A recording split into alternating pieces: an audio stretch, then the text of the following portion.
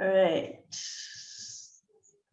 So Mr. Jim Hogan is the Vice President, Accessibility in Technology at Google, United States. He's a DEI, which is Diversity, Equality and Inclusion and Belonging Champion, a human rights activist and a keynote speaker. He's an advocate for change and a representative of what is possible for people on the autism spectrum. He's a self-taught computer scientist, and he has always taken roles to pair mentor other young people with autism. So let us welcome in the comment section Mr. Jim Hogan for his session. Jim, over to you. Well, thank you very much, Toby, and thanks for having me. I hope that I can do the topic some justice because I am not a educator, but I do work in accessibility. So, but I will tell you some stories about my past. Being autistic. 50 years ago, a doctor looked my parents in the eyes and they said that I was going to be a burden to them for the rest of their lives. And their biggest problem is trying to figure out who is going to take care of me after they're gone. And, and I wish that doctor were alive today so I could just look them in the eye and tell him how wrong he was. But because I do work at Google and I have been in working in technology. This is the 39th year of my career. And, basically, what I try to do and everything I'm doing is try to build awareness because awareness leads to acceptance and acceptance leads to inclusion. And if we're really, really lucky and we get it right, inclusion will lead to that immersive sense of belonging that everybody deserves to experience. And so when I'm talking about my past, I think about, 50 years ago, and I really wasn't being included in any kind of society. I wasn't going to be included in any kind of, a functioning part of society just because I was kind of being put into a category that just because I interpreted the world around me differently, there was really no place for me in the world. So I really obviously didn't accept this. So ever since I've been younger, I've been, diving in, trying to take advantage of my own ability to set my educational track. And when I was younger, I spent a lot of time in independent study and other things that kept me, on the right track for educational perspective.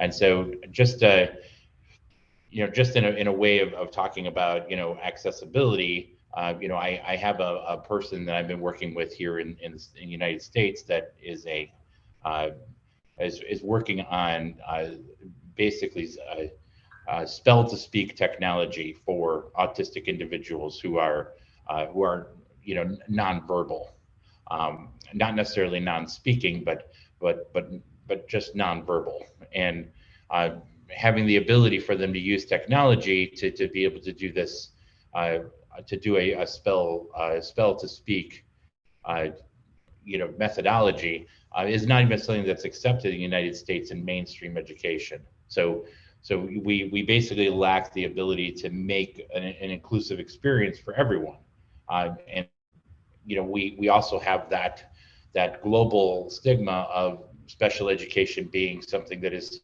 off to the side. It's not the mainstream. It's not something that is considered to be inclusive, because the special education is something where people are almost put to and segmented from the rest of the school. So this actually will drop the level of belonging that they're experiencing.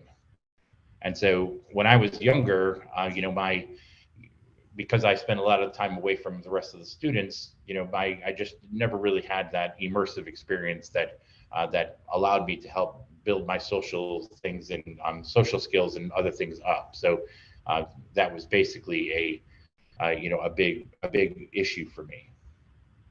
And so as we work on access to different technologies, and especially if we're talking about something that is with limited resources, it starts to become a huge problem when we look at folks that might interpret the world around them differently and might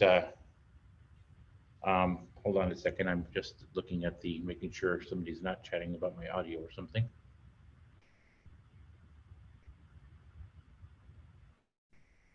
Okay, sorry about that. And so, what we're looking at is, how do we actually make education, and that individual educational programs, how do we actually make those mainstream? And especially when you have folks that are autistic or have even physical limitations and access issues, when we're working on a global scale to try to solve these problems.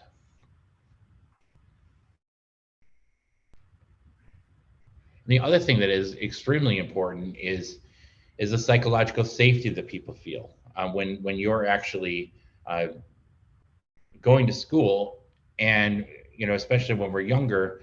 A lot of times there's bullying and other things that take place, especially if somebody appears to be different from the rest of the classmates. And when we don't have psychological safety, that is basically when uh, we don't have anybody who's actually stepping in when they see the bullying, including the adults and people who put that into the category of, this is just stuff that happens on the playground. And what they're not realizing is that that's also eroding the educational experience and stripping away belonging that people are supposed to be able to feel. And so what I try to also push for is make sure understand that we are need to build educational programs and also build awareness around psychological safety, and what bullying actually is, and make sure that we have people who step in so that doesn't actually take place.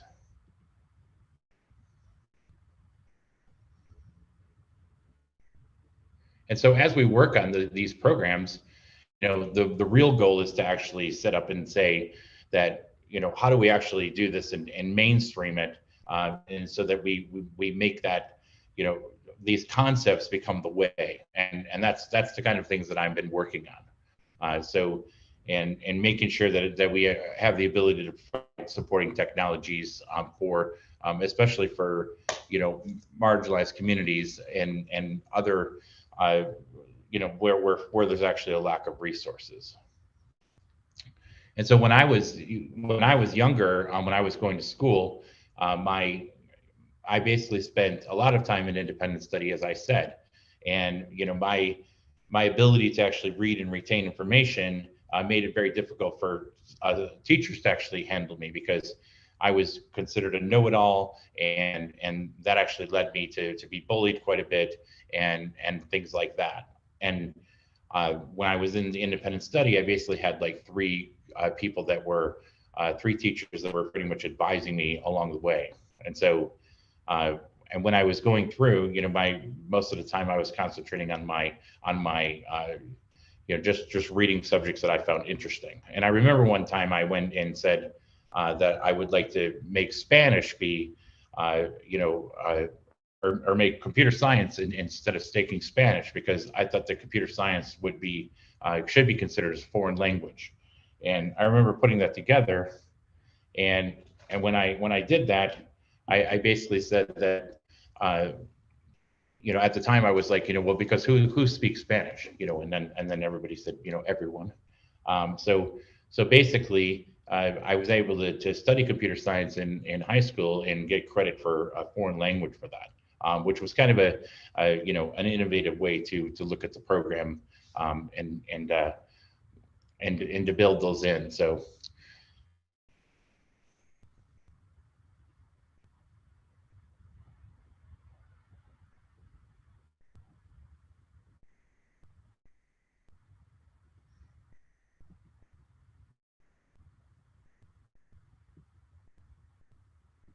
sorry about that. My screen froze for a second there.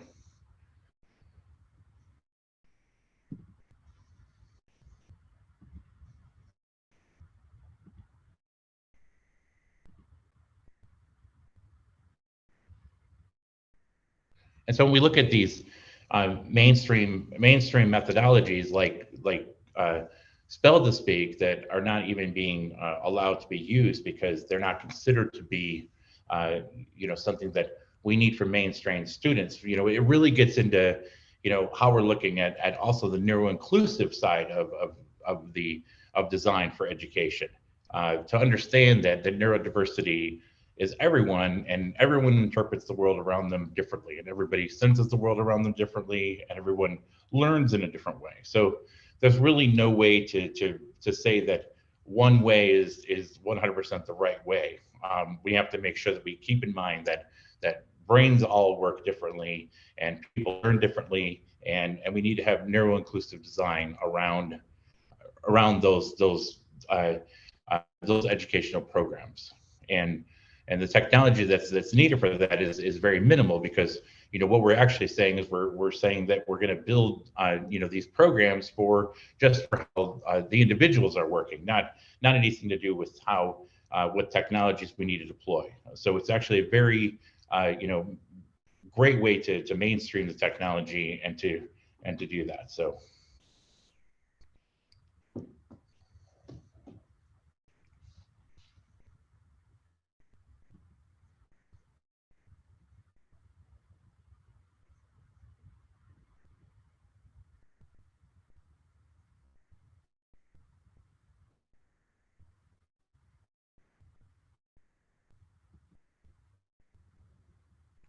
Sorry about that again. My hotel connection is not very good. I'm actually coming to you today from Brisbane, Australia. I came over here from the States, and I have been on planes and trains and buses for quite a bit, for the last 36 hours or so. So.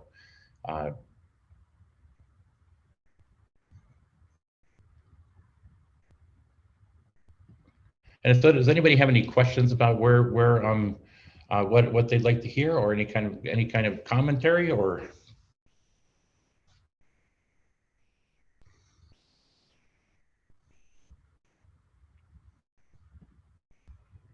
you can put them in the chat.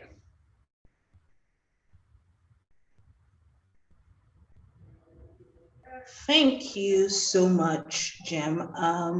I'm going to give people time to put their questions in the chat. I especially liked what you said about where acceptance leading to inclusion.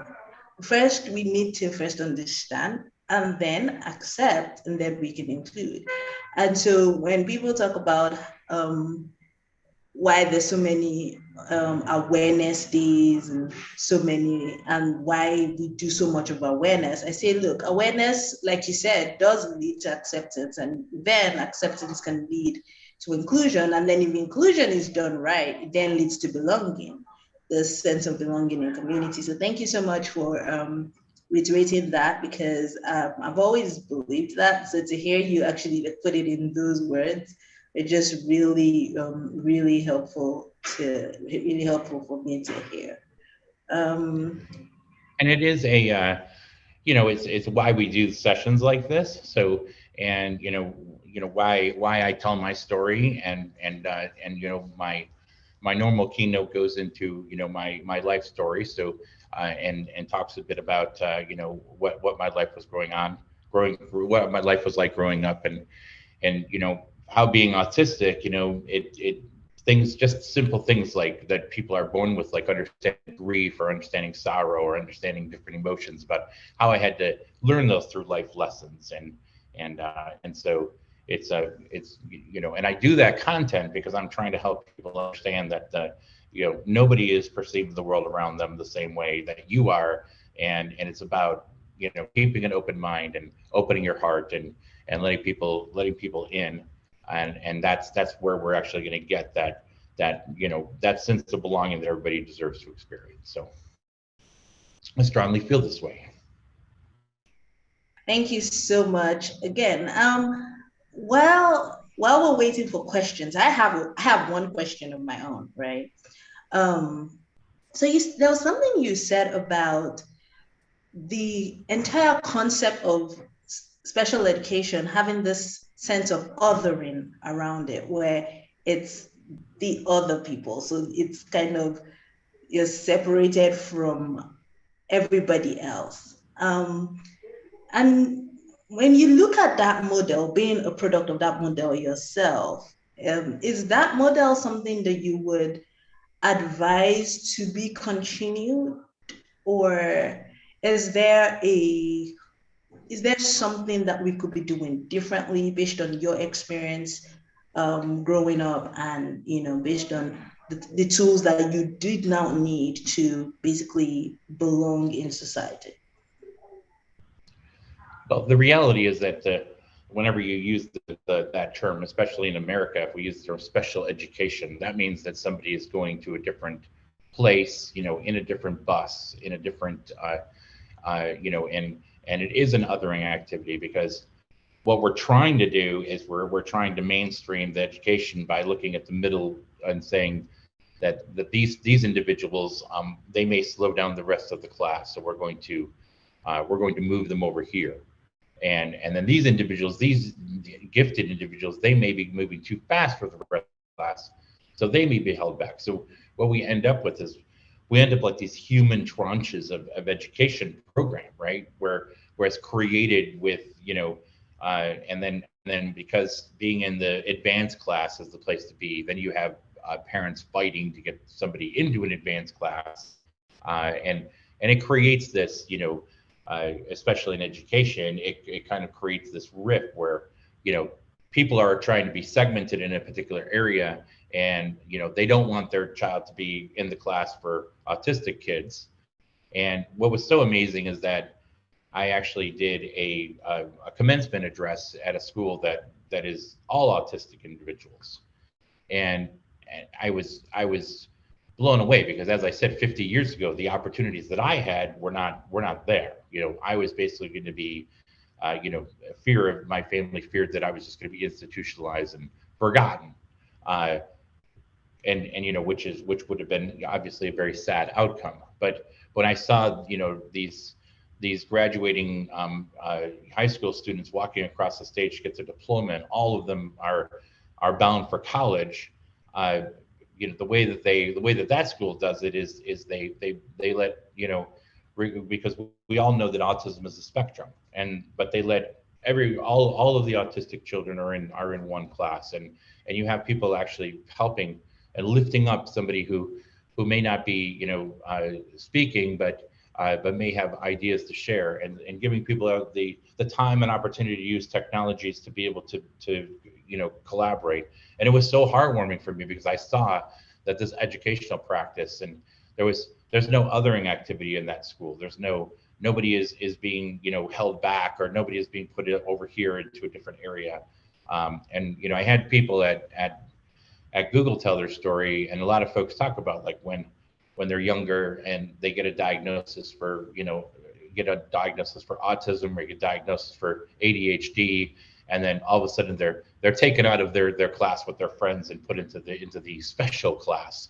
And that segmenting activity is something that really erodes belonging, and makes people feel, and then they'll always remember for the person that had to go to the special class. So I'm trying to figure out how to remove the stigma of that, and make sure that everybody has equal access, and to the same learnings. Because just because somebody may not be verbal, doesn't mean that they're not able to sit in an advanced math class, for instance. So, and there's a lot of societal norms that keep people back as well, like all these societal norms about the speaking up in class, and looking people in the eye, and not jittering, and don't tap, and don't stim.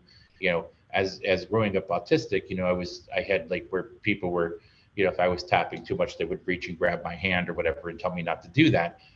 Reality being that these are based on societal norms that were written by people who are obviously not autistic, obviously, and those societal norms are something that actually hold people back, more than anything. So, and those are rampant in school, and all through your life, where you'll be kind of segmented in a social category, as opposed to being segmented in a category based on your ability. So, but anyway, long-winded answer.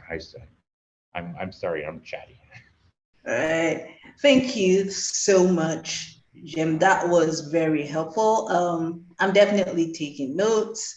There's so much that's going to be is going to be talking points for me going forward. Thank you so much, Jim, for your session. And I'm looking in the comments right now, and it doesn't seem like we have any specific questions.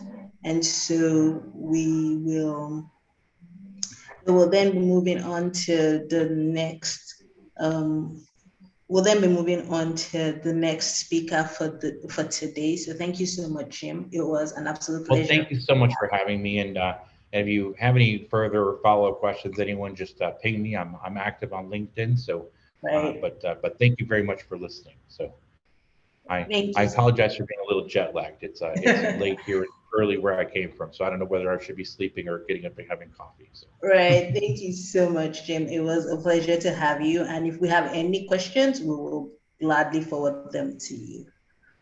thank you very much. Have a great session. You too. So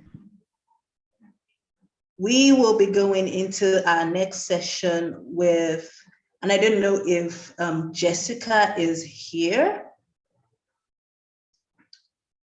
because this session is one session I have been looking forward to, because we're going to be talking about something that's incredibly important to me: safeguarding and transitions. I mean, how can we put those two together in one sentence and we will not be excited? So I don't know if Jessica has joined us.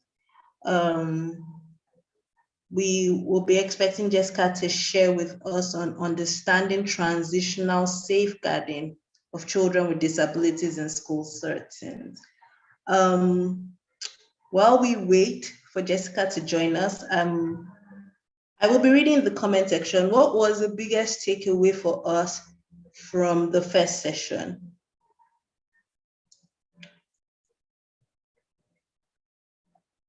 Right, I see Doka saying awareness and acceptance is key to inclusion. Right. What else?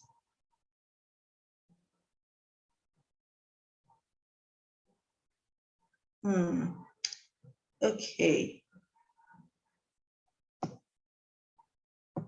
So while we wait for Jessica to join us, tech team, can you please check to know if Jessica, sorry, yeah, Jessica is with us now.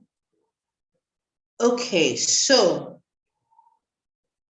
okay, so tech team has said that we should swap the next session. So in this next session, we'll be listening to Ms. Bukola Ainde, and she will be speaking to us on practical steps for achieving parent-professional partnerships in inclusive education in Nigeria. Okay, I absolutely love this topic, and I absolutely love our speaker, because she has a lot of hands-on experience to share with us. So again, the topic is practical steps for achieving parent-professional partnerships in inclusive education in Nigeria. So we're going to be using Nigeria as our base, and we're taking a parent's perspective. For anyone who's ever worked with parents or with schools, there's always a lot of friction between parents and teachers and parents and school leaders. Now that even gets multiplied when the child is a child with special needs. Oh, okay. So, right, tech support tells me that Jessica is with us now. So we will go back to our regular programming. All right. So thank you so much for joining us, Jessica. We will be taking understanding transitional safeguarding for children with physical disabilities in school settings. I like the fact that, like I said, the two things we're talking about, we're going to be talking about transitions and we're going to be talking about safeguarding in one. That's a very important conversation to have. So I'm going to read to us Jessica's bio, and then we will take it up from there. And if you're a school leader here, please get ready to take notes, because safeguarding and transitions are probably like the two biggest things that we need to think about, especially in schools when we're working with children with physical disabilities. So it's important that we totally pay attention to this session. All right. Jessica is a teacher, writer, public speaker, and a power chair hockey player. Now, this one I love. Oh my God, power chair hockey. Did anybody else hear that? She's a special education teacher in a secondary school setting. People, secondary school. She also has lived experience because she has cerebral palsy. Yeah. And this impacts her speech and impacts her mobility. Inclusion is a big aspect of her life, and therefore she does a lot of work trying to figure out the best inclusion practices for her students. She has served twice as Miss Wheelchair Pennsylvania, and she plays wheelchair hockey. Now that still blows my mind. Wheelchair sports, I know, but wheelchair hockey, now that's on another level of just being daring. So now let's talk about safeguarding and transitions for children with physical disabilities in school settings. Jessica, over to you. Okay, thank you. Good morning. Nice to meet everyone today. So I'm a mother of two children. They are 9 and 15. I am a wife, a special ed teacher, also and a disability advocate. My disability is called cerebral palsy. I've had cerebral palsy since I've been born. To be more specific, I have athetoid spastic quadriplegia cerebral palsy, which means that it affects my whole body is affected by it.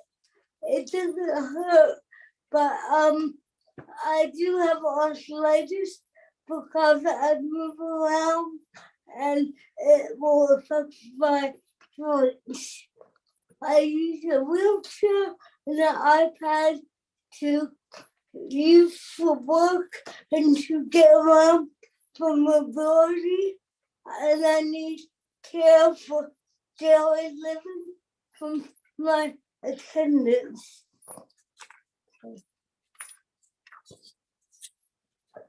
So,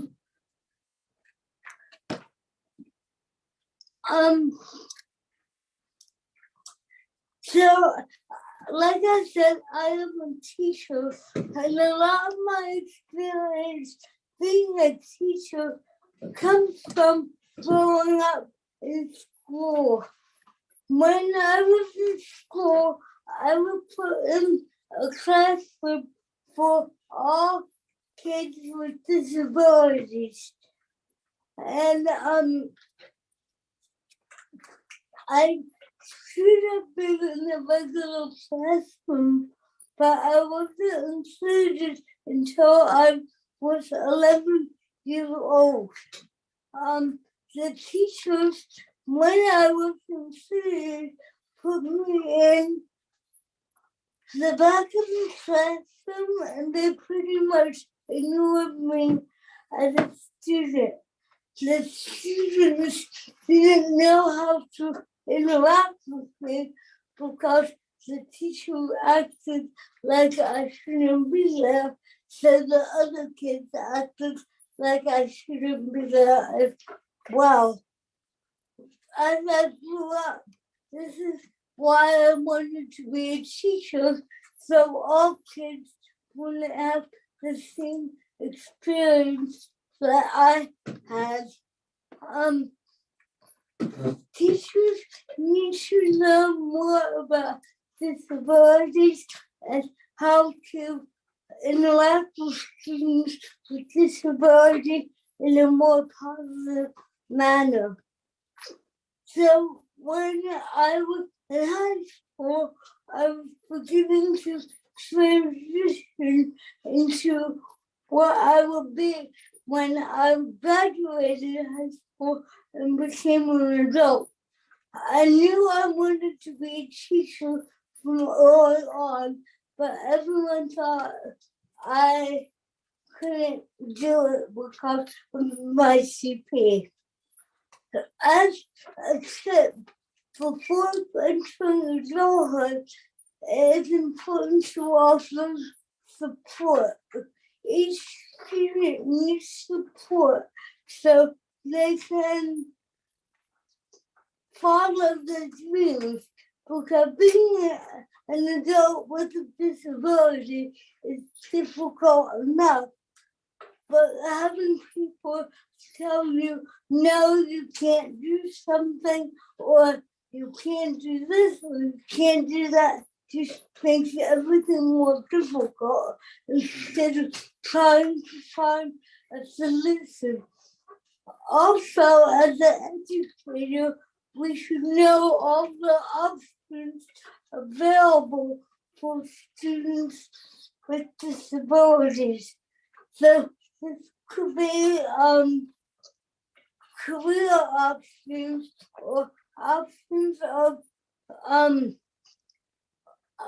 housing, transportation, daily living skills. All that needs to be included in the education plan for after school. Patience. Like any student I know as a teacher, everyone changes what they want to be when they grow up. This is the same for any other child with a disability.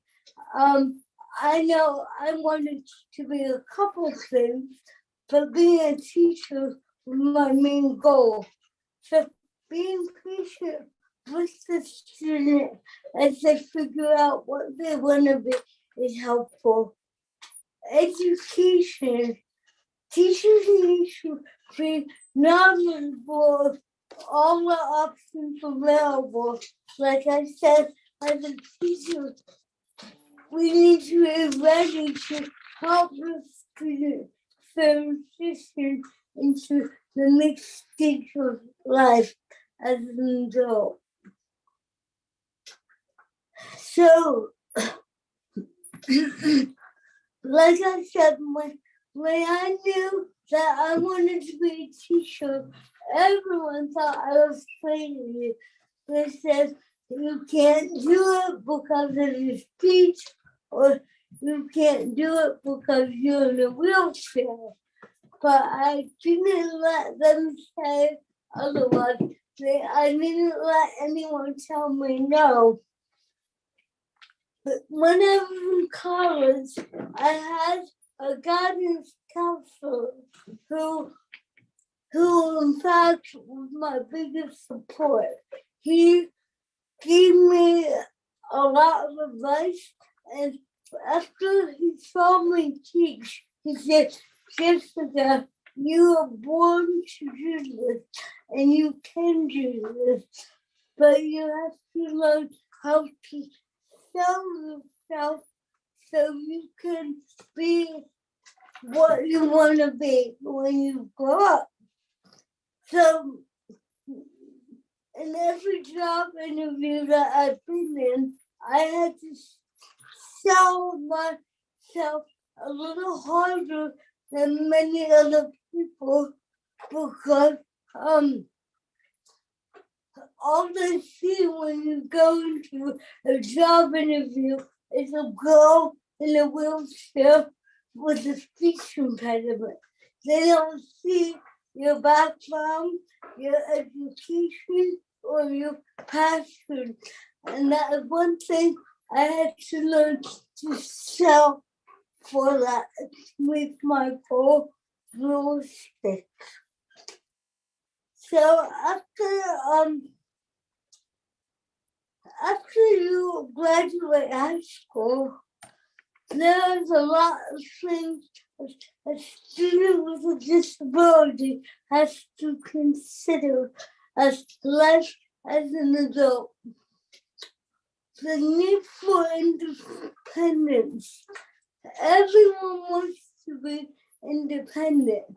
No matter who you are, you want to do things for yourself.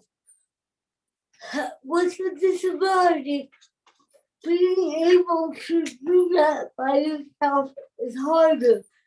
So you need a support system of attendant care or whatever it may be, so you can be independent. Housing. Not every housing is accessible, like a wheelchair ramp or the bathroom. So you have to look a little deeper to find the right housing. Employment. Everyone should have the right to work, and everyone should have the right to be seen, no matter the disability. So, when teaching, as a teacher, employment is a big thing. Maybe helping them with a job interview, preparing them for what they are going to see as an adult on a job interview, so they're prepared. Social needs. Everyone has the right to have a friend, but having a disability can make friendships harder, especially as an adult. Sometimes we're not invited to parties, or we're not invited to things that other people are invited to. Being prepared and learning how to deal with that as a teacher is very important. Physical care. So I know for me, I need care getting dressed, brushing my teeth, eating. When I went to college, I had attendant care, and that means I had to self-direct what I needed, how I needed it, and say it polite and use my manners, because no one wants to take care of a grumpy person. So you have to be always alert on how you talk to someone about your care. Transportation is also a point. How will you get to your job? How will you get to the store? I have a van with a ramp, but not everyone can afford a wheelchair access van. So they're very important things to think about. And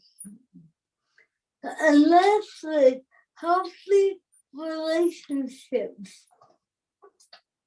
Most people want to be in a romantic relationship, but having a disability, it can make things more,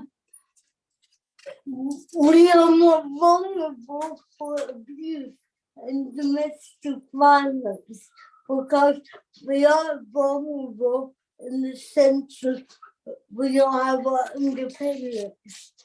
So as a teacher, teaching your student how to be aware of domestic violence and an unhealthy situation is key.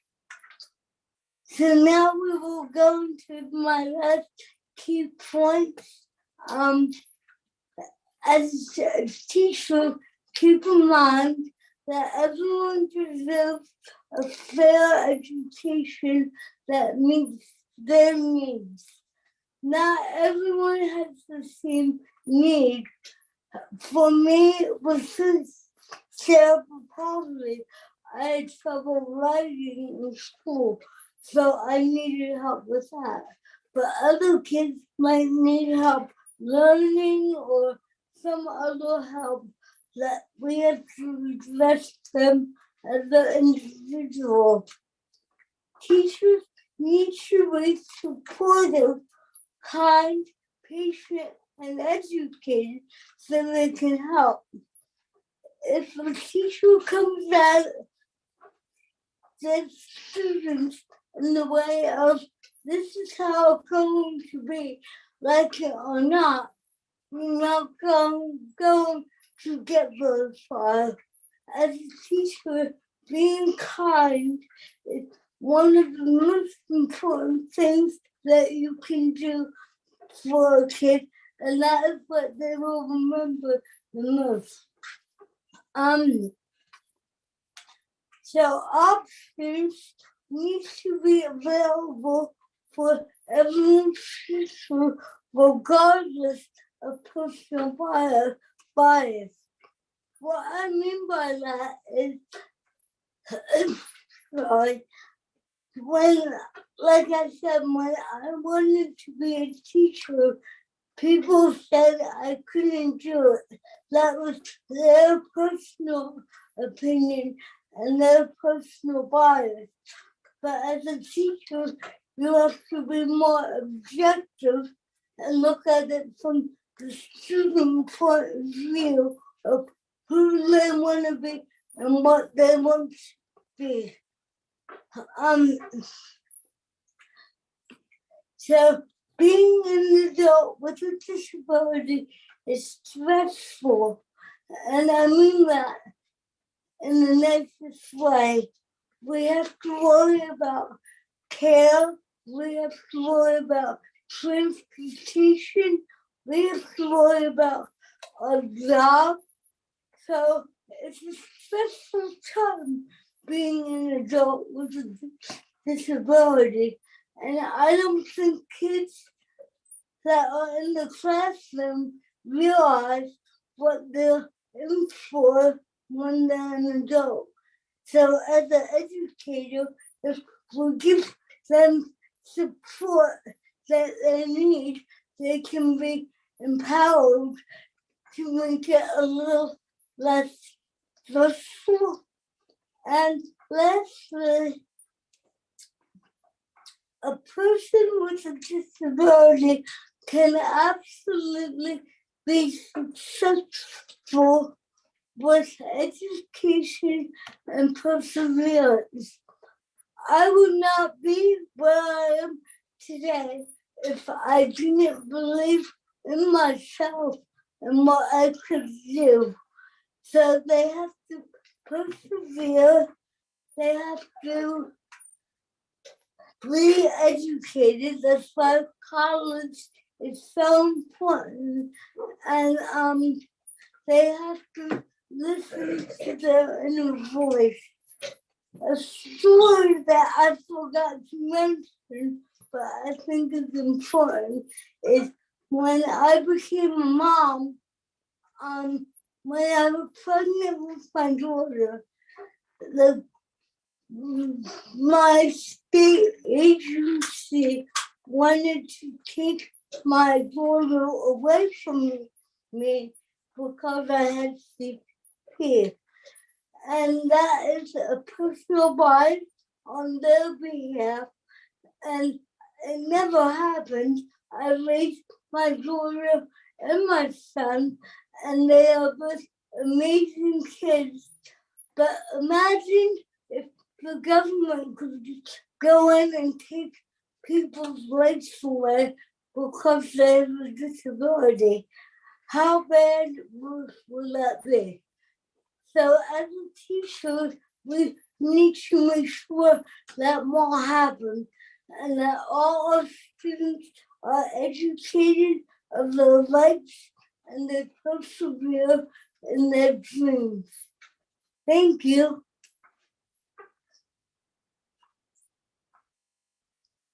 Wow, thank you so much.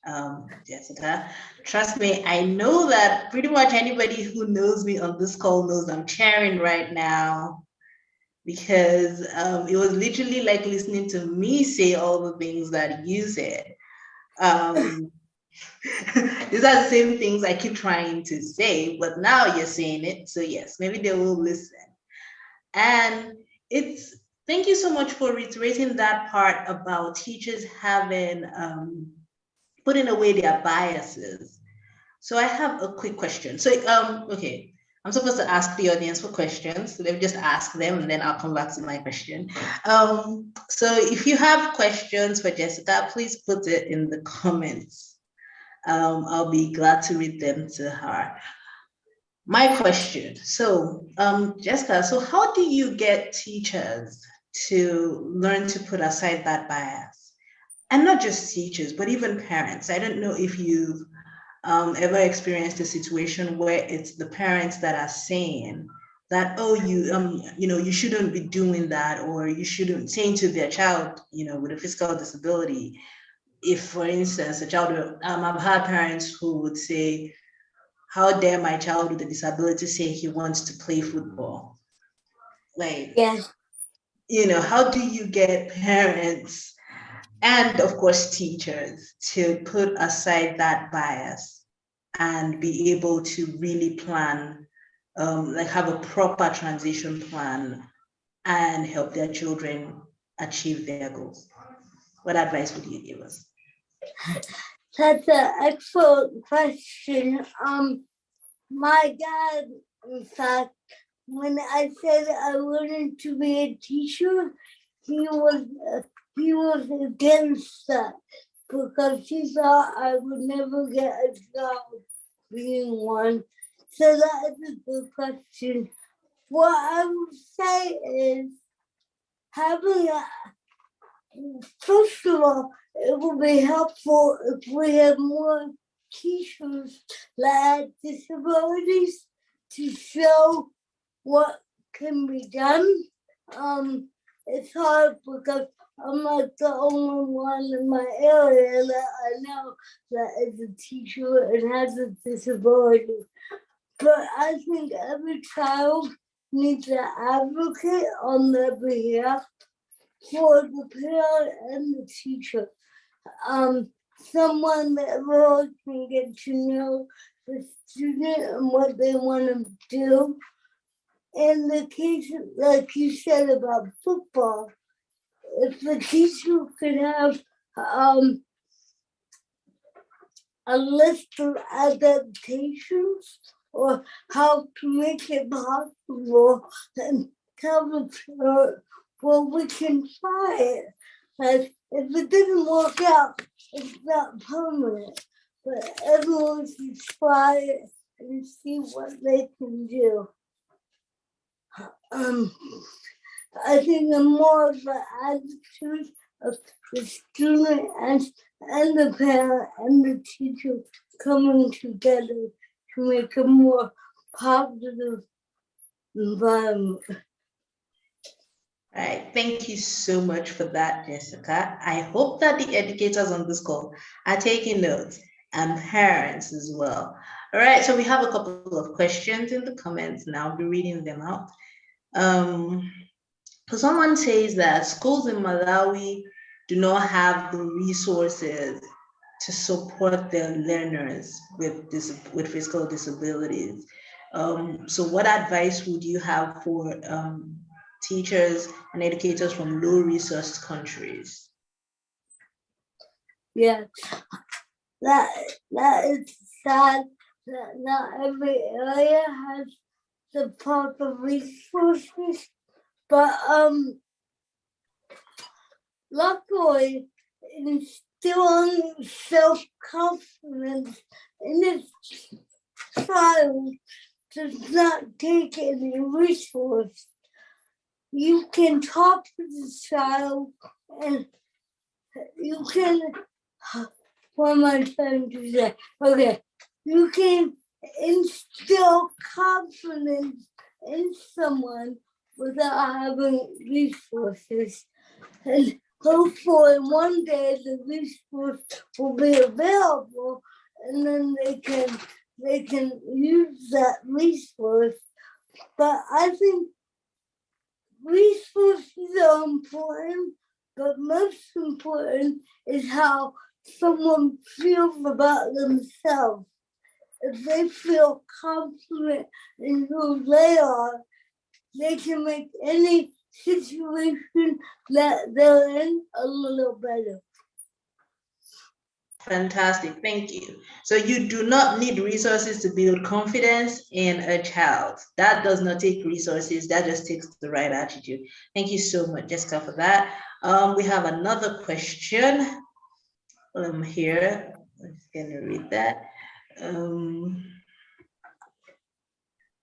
So this question says, there are a lot of prejudices and biases, especially towards Black people, people of color.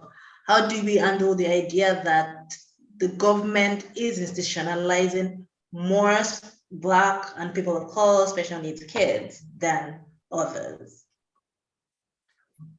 I definitely agree with that.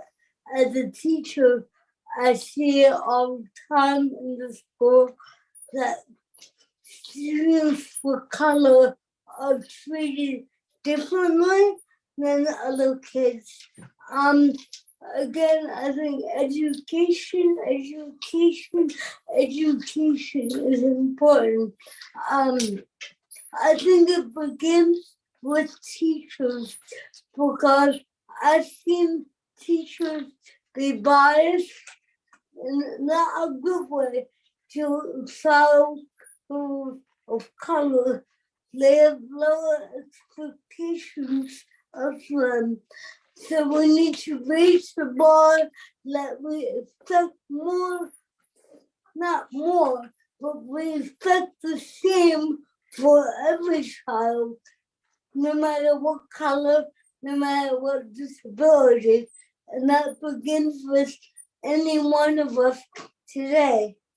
Because if we act that way, then hopefully it will mean that other people will begin to act that way also. Thanks, Jessica. I have one more question for you.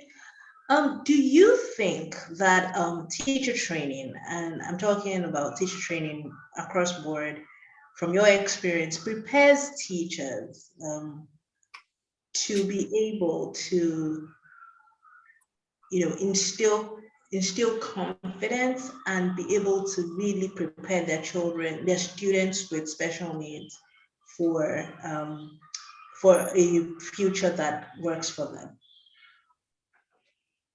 Unfortunately, no.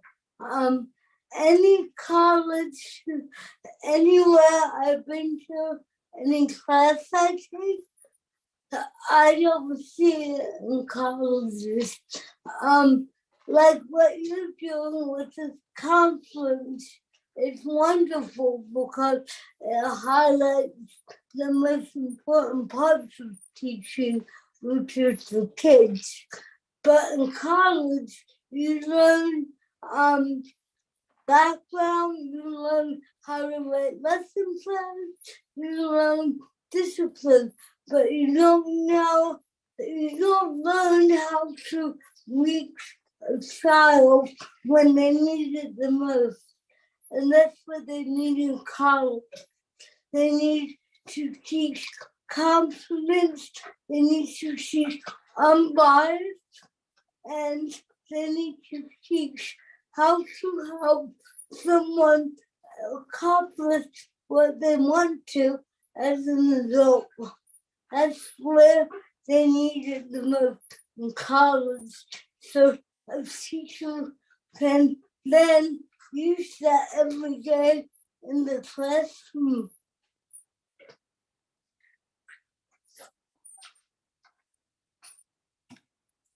Thank you so much, Jessica. So, okay, I'm supposed to round up, but one final question.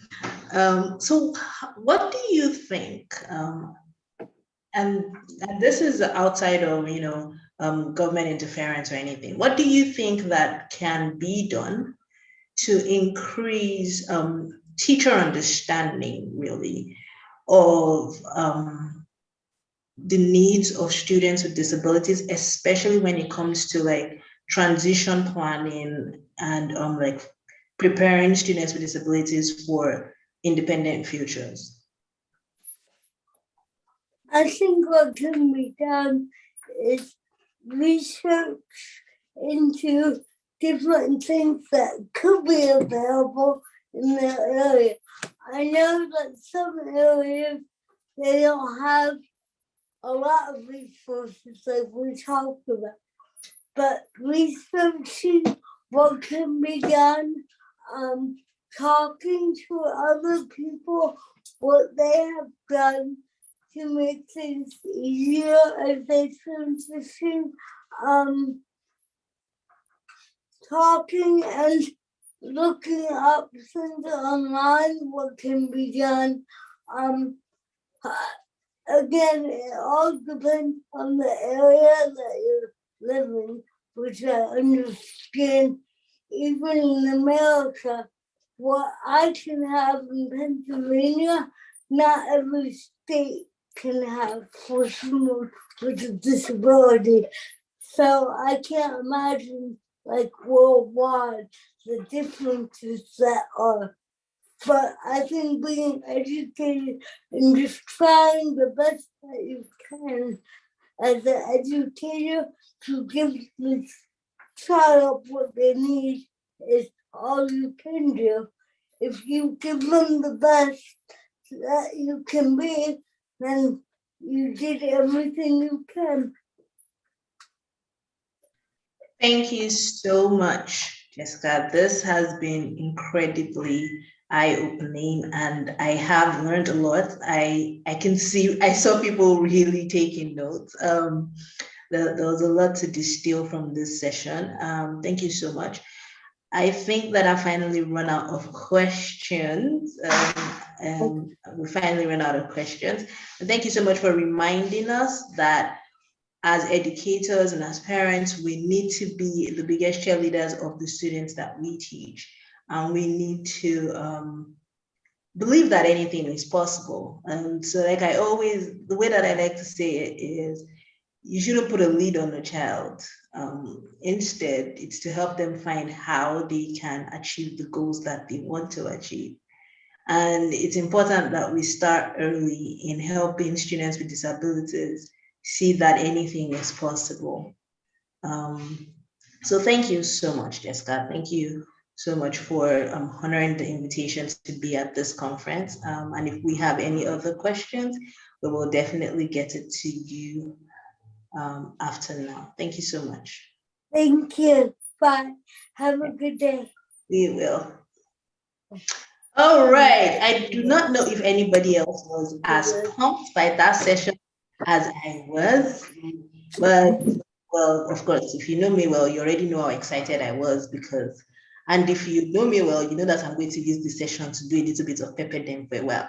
So let's move on to the next session. We are going to be taking Mrs. Bukola Ainde, and she's going to be talking to us about practical steps for achieving parent-professional partnerships in inclusive education.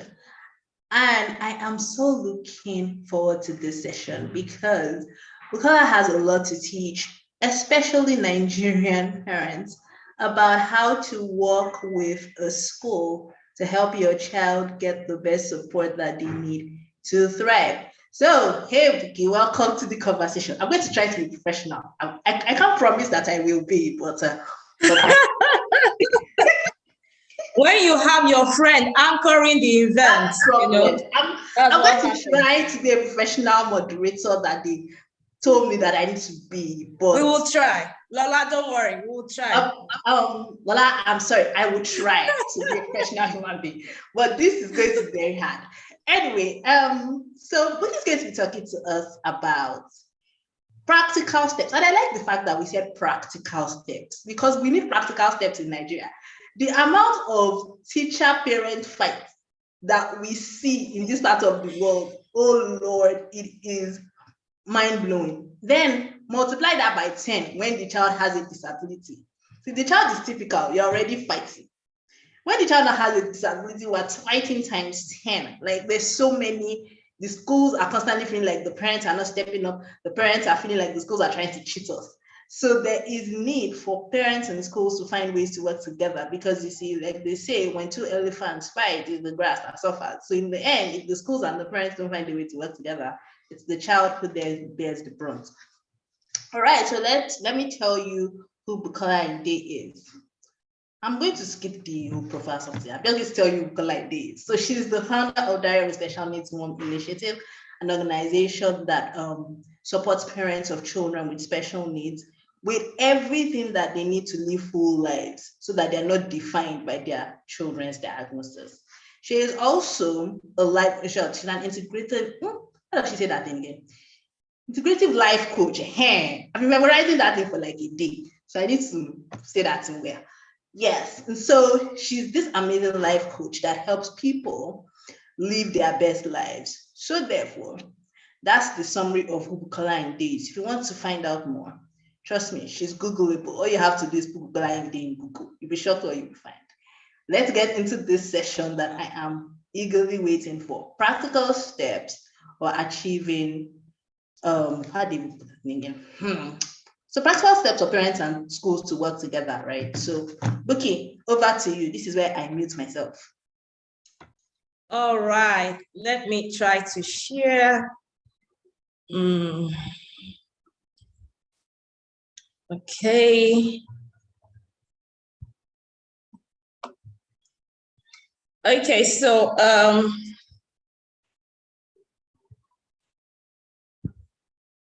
can you see me, Toby? Yes, I can see you. All right, fantastic. So, hello everyone. Good afternoon from Lagos, Nigeria.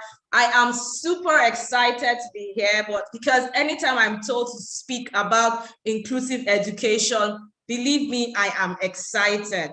And for the fact that the things I have to say today is coming from my heart as a mother, you know, as an advocate, I'm really excited because I believe that today a teacher is going to leave blessed, schools, school owners, and a child will be better for it. So what am I talking about this afternoon in the next 20 minutes is practical steps for achieving parent-professional partnership in inclusive education in the Nigerian context. You know, from a parent's perspective, from a mother's perspective. Okay, so here is my beautiful daughter. So before I go into the practical steps, I want to give you a short background to my story so that you can appreciate where I am coming from. So after I got my daughter's diagnosis, which is cerebral palsy, and you know, as at that time, her 4 limbs were affected. I mean, I can give you all the type of cerebral palsy it is. It is mixed, altitoid, and all that. But let me break down to what it meant, you know, when I got the diagnosis. Because as at that time, her 4 limbs were affected. So that means her hands were stiff, her legs are stiff, she has a poor neck control, and she was non-verbal. And, you know, I was sitting with my husband in front of the neurologist, and he said, oh, Mr. and Mrs. Inde, if 1 is least affected, 5 is most affected, she is a 5. So I was just told to take this child home and go and, you know, care in any way that I can. As at that time, all we're told to do is, you know, therapy, and we didn't even consider education. Education was not on the list. So the first thing we did was, you know, all the therapies, the occupational therapy, the physical therapy. Then we took her to a special needs school because someone said that is the only place that she can go, because the focus was, oh, before she goes to, before you can even think of education, like I said, education was not even there. They were like, let her be able to stand, let her be able to sit, let her be able to write.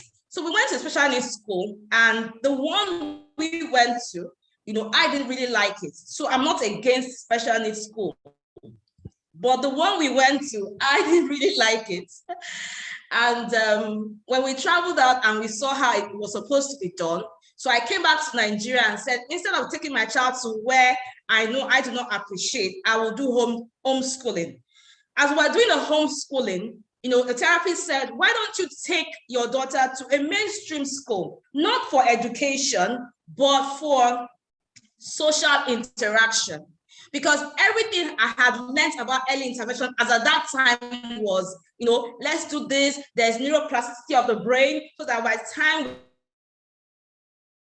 we're able to do all this therapy, do all these things, her neck will be okay, she can walk, she can stand. We never considered education as part of, early intervention. So the search began for a school, and it was, I will get to this particular school, and they say, sorry, Mrs. Ayinde, we don't have accommodation for you, we don't have this, we don't have that. So I got a referral from a friend, and I was eventually able to get a school for her. And from that school, we kept her in a class where she was non-verbal. We didn't know whether she was learning or she was not learning, but we kept her with her peers, right? And before we knew it, this child began to have like eye contact. We could see she could babble, like children her age.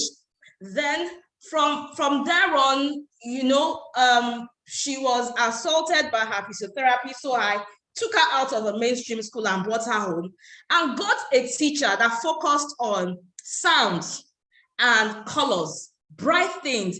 And before we knew what was happening, she was able to identify the primary colors, and she was able to start saying some sounds.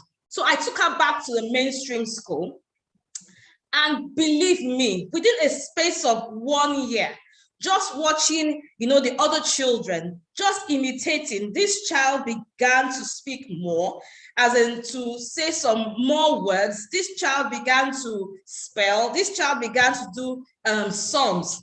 And from there, it's been a journey till today that she's going to year 5 in next month.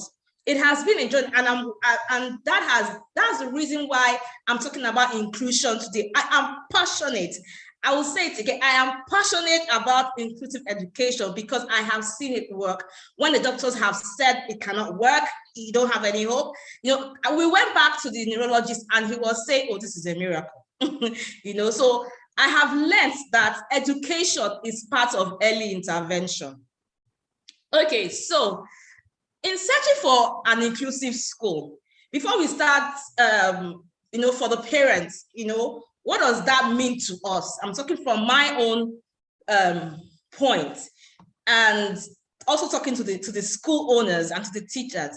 It's not, when you're talking about inclusion, really, the first thing is not your STEM or your SEND, or maybe you got a speech pathologist from Harvard or Imperial College. That is not the first thing we are looking at. The first thing, that I look for is love. Are you going to love my child? Are you going to make my child feel accepted in the school, and not a child that, I go to your school and you're trying to do as if you're doing me a favor. Are you going to let this child feel accepted? Then how flexible are you in your school?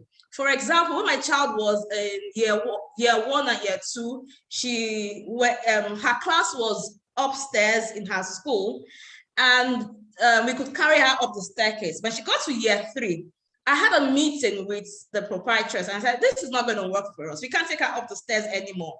And they found a classroom for us downstairs. And since then, her class has been downstairs. Now, in another scenario, a friend of mine, when the child was going to the upper primary, they asked her to withdraw her child from the school because, according to them, the child would not be able to join the classmates, up the staircase. So that is the area of flexibility for me.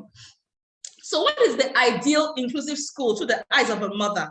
Like I said, when I want to go into a new school with my child, I have to have a discussion with the proprietor or head of school to find out their genuine opinion about inclusion. Secondly, what is the culture of the school as regards inclusion? Is it just by saying we are an inclusive school, or you're actually practicing inclusion the right way? You know, so what is the policy against about bullying? And not just how do you escalate a matter such as bullying? And not just say, oh, we see postcards in your school of anti-bullying, anti-bullying. What have you been put in place in the school to facilitate love and acceptance among the students? These are the things that are important before we start talking about your send or anything else. We want to see how, you know, the child can actually come to your school and blossom. Then the next thing is the ideal teacher. The ideal teacher. The teacher is very important. The teacher must have a heart for children. There is a part of training, what training can do. There is a part that training cannot do. You know, it must come from within. Do you genuinely care about children with special needs? Are you ready to do the work? Can you ready to think outside the box? You know, working with children with special needs will require that from you. So the school has to know, okay, because it's not everybody that can work with children with special needs. So you need to know the teachers that are willing and have the capacity so that you can now put, you know, special needs, children with special needs in that classroom, you know. Also, what are the other roles of the school? Other roles of the school that, other things that the school needs to do to promote inclusion. Train all the teachers and non-academic staff on how to relate with children with special needs. Courtesy should start from the gate. So I get to the gate, my child has autism and is having a meltdown. The gate man should not tell me that, madam, please take your child this way, a car wants to enter. The gate man should, even if he cannot help, should know that he should call the attention of somebody in the from the admin or reception to come and handle the situation. So right from the gate, the cleaner should not be heard saying those kind of children that they should go and throw away. This is a Nigerian, you know, context, and we know how all those things work. So identify the teachers that can work with special needs, like I said, then build a culture of love and acceptance among students. It is very, very important, whereby students are seen helping the child with special needs in the classroom, on the playground, in the canteen.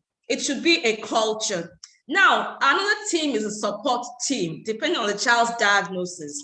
So a child may have special needs and he doesn't need any shadow teacher. He doesn't need any caregiver. The teacher is able to work with him in the classroom. But in some cases, a child may need a shadow teacher, you know, who assists him in the classroom, probably sits down with him and puts him through as the others are going ahead. And a child may need a caregiver, and a child may need both. So let me explain. In my child's case, she has a shadow teacher that sits with her in the classroom, you know, who copies her notes, who ensures that she's carried along during class activities as she is not able to write, you know, but she learns, she understands, and she's able to answer. However, they work together with the class teacher. So the class teacher is not going to say, oh, this child has a special needs, a shadow teacher, so I won't work with the child, you know. So the teacher is interacting with the child and the shadow teacher is also assisting, and they must all work together. Now, my daughter also has a caregiver. So when she was in year 1, year 2, you know, she only had a caregiver because that had an SSC certificate, which was sufficient as at that time. But as she got to year 3, year 4, and the work got more technical, we had to get someone with additional professional certificates to sit down with her in the classroom, and a caregiver to take care of her other needs, you know. So the school, all the parents can provide these services. Some schools will say, oh, we don't want anybody from outside to take care or to come into our school, so we'll provide the services and the parents will pay, or the parents will provide these services. In my own case, I am providing these services for my child in a mainstream school. And guess what? It is working. So if a parent may say that, oh, I can't afford to take a shadow teacher and a caregiver. The school may say, okay, let me take, we'll get a caregiver to take care of about 3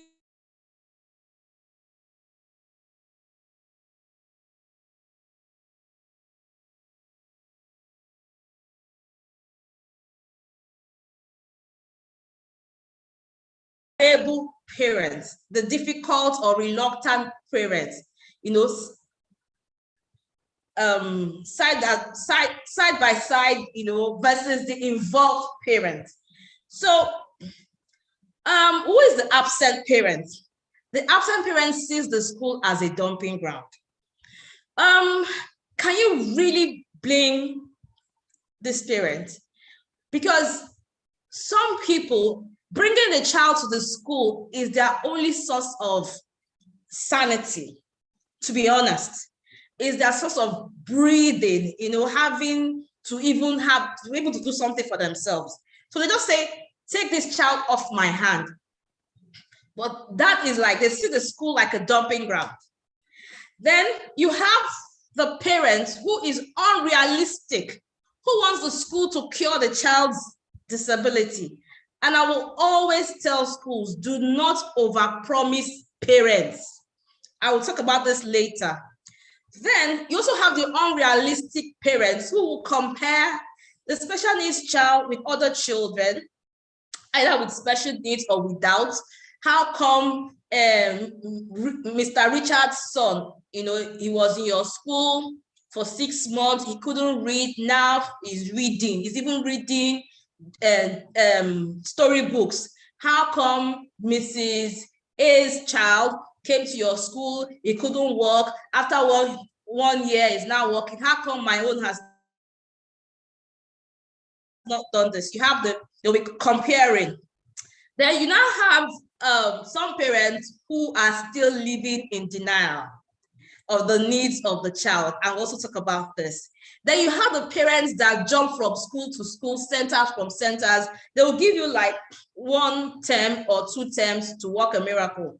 And if that miracle is not done, they are withdrawing the child from the school and moving on to the next school to look for the miracle. So you have that kind of parent. And I want to tell parents something. When you bring a child to a school, either it's a mainstream school or a center, especially a center, they're going to use almost like the first 6 months, or close to a year, to understudy the child before they can even say, okay, we've tried this, this did not work, we'll do this did not work. Before they even get what is suitable for your child, then you withdraw the child from that school again, move to school B. They start the process all over again. Then it doesn't work, then you move to school C. You're just uprooting the child, and you're not giving the child ability to stabilize and to grow. Okay, then we have the parents who are very difficult to deal with. They're always screaming from the gates. You can hear them, you know them. And because of all these things, some schools are like, I'm not doing again. I have spoken to a proprietress that said, Mrs. Ainde, I am no longer interested in inclusive education. The school on its own is enough problem. Then adding the problem of parents that you're trying to do your best in a society that is not even rewarding you for what you're doing, then the parents are now putting you on high jump. I'm not even interested in inclusive education, Mrs. Ainde. So these are some of the reasons why some mainstream schools will say, oh, I'm not interested. Okay, so for the involved parents, they see the school as a form of partnership to bring out the best possible results in the child. Okay, so now let me address schools. Dear schools, do not overpromise when you are taking on a new student with special needs. Do not overpromise. Don't say, don't worry, last year we worked with this person and he was able to achieve this. Don't say that. Say what, when you ensure that your IEP meeting is thorough. Break down your plans and what you intend to achieve and how you intend to achieve them. Simple. You are not the miracle worker. God can use you. Miracles happen in school, but say what you want to do, how you want to do it at the IEP meeting. Okay, so What if you don't achieve what you have said you achieve at the IEP meeting? Then go back to the drawing board at the next IEP meeting and look for other options, other ways of getting across to the child. Try and try again. Then you may ask me, Bukola, what if we've done all that and still we don't achieve it? Let the parents know. Be open, be truthful. Some children will achieve it in 3 months, some in 6 months, some longer, and depending on the diagnosis, some may not. And that's the honest truth. Now, I'll talk about my own story quickly. I will describe myself as being involved.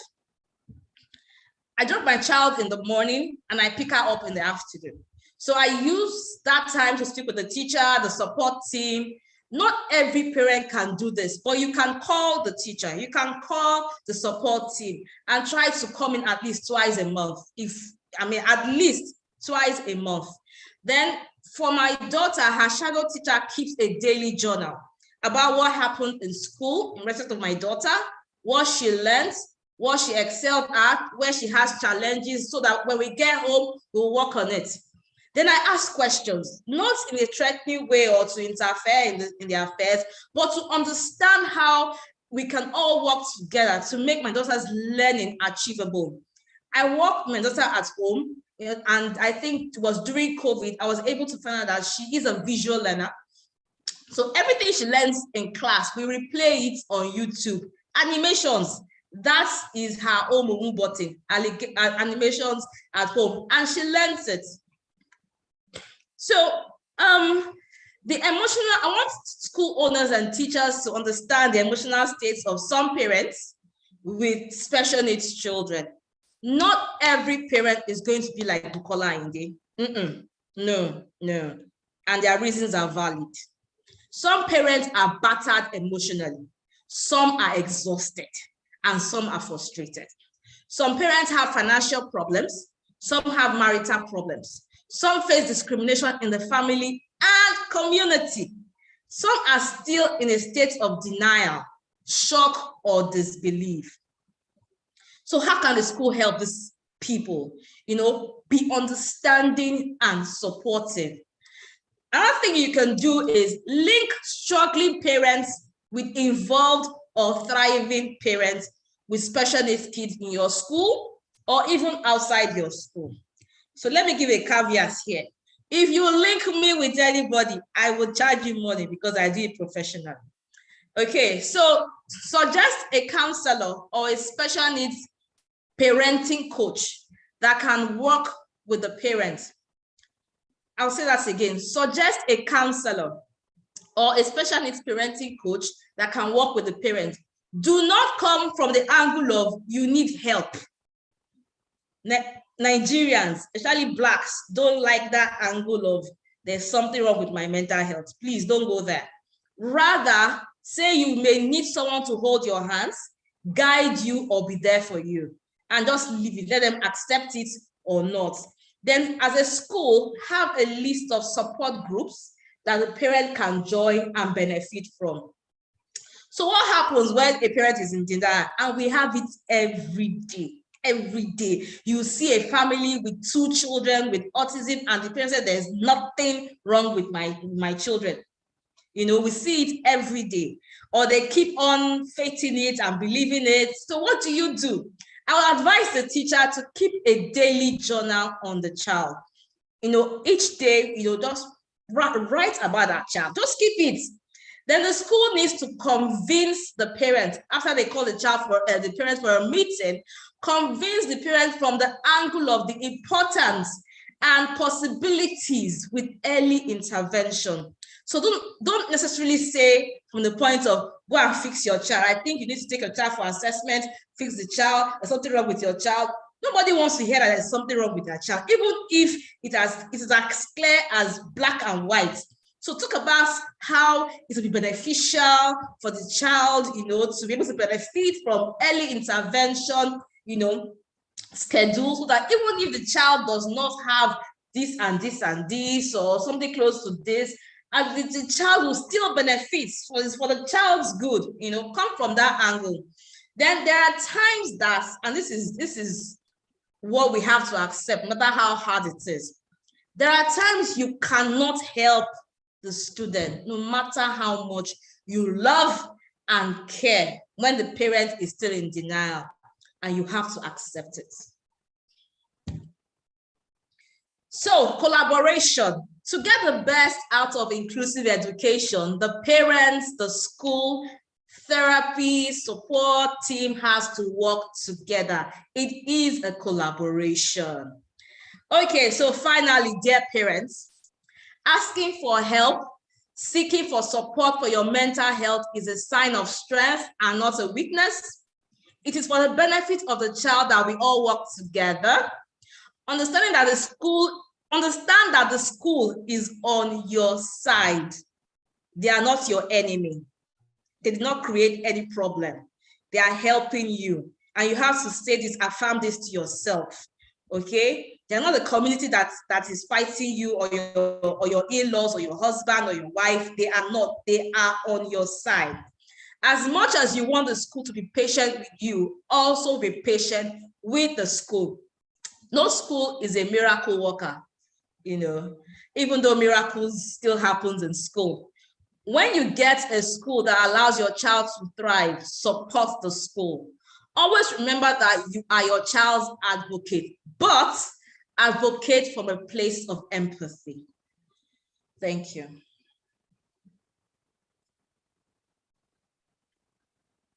Okay, so whose jotter is full? Who has a full jotter? Like, it was like an exam. I saw people literally like write, like they're literally just clapping up and down in the comment section. Do you have questions? All this clapping I've seen, because I have my own questions. But before I ask my own questions, let me check the comments to see if there are any questions waiting for you. Okay. All right, so everybody's excited. People have learned a lot from this session. So I have my own first question while they are thinking of what their questions are. Okay. So somebody says some parents still attach spirituality to their children's disability. Okay, so if you are now a teacher in that setting, how do you convince them? So a parent convince them how? That their child has, that their child, or that disability is a medical condition. Yeah, like that their child needs help. Their child needs early intervention services, or their child needs, to be supported in one way or the other. But like they're still being all spiritual about it and saying, there's nothing wrong with my child in Jesus' name. So what do you do with parents like that? Okay, so when a person is spiritual, so start from the place of spiritual. Agree with them. Don't try to say it's not like that. No, start from the place of spiritual with them, and even pray. Hold hands and pray. Oh, they will love you immediately. Then go to the point of saying, you know what, even as we are doing this, I still believe that we can do this for the child. So let's do this and this together with the prayer. Fast for your child. Even tell them that you fast along with them. Immediately the barricade will come down. What they don't want to hear is that you're not as spiritual as what they are thinking. Once you are not, they shut down. It happens over and over again. They shut down, they see you as an enemy. And if you're not careful, they will delete your number or they will block you. So first agree with them and meet them at their level. Then go further and say that, oh, so and so person, they were able to get this. I don't even need to, you tell them that you don't even need to tell someone that you're going to get assessment for your child. Just do it. We'll work with your child in school, even if you cannot get a therapist. The school may have therapists like that. So meet them at their level and keep, giving them tips little by little. Thank you so much for that, Bukola. There's another question here. It says, what do you do when a parent isn't willing, doesn't work with the school, doesn't work with the therapist either, and therefore slowing down all the progress that should have been achieved. So we also see this over and over. A lot of schools complain about it. Should I be blunt or should I be diplomatic? Better tell them the truth. So, there's no time to be wasting time. Let's just tell them the truth. The honest truth is that you cannot love someone's child more than them. And you have to get, because most schools, I know you're not a charitable organization, you want to make profit, so you don't want to lose a child. Have a meeting. You first have the meeting, you've spoken, the person is not responding. You have a second meeting, the person is not responding. By the third meeting, you make it black and white. If you cannot meet us halfway, there is no way we can progress with the child. Simple. That's the honest truth. Like, I have defined several parents. There are some parents that are dumping ground. Whatever you want to do with the child from the time of 8 a.m. to maybe 2 p.m., don't call me. Just do it. I'm not interested. So you have to find out why that person is seeing the school as a dumping ground. Is it because the child, the parent has issues? Can you refer them to a counselor or to another parent in the school to work with them? If you've done all that and person is still not forthcoming, accept it.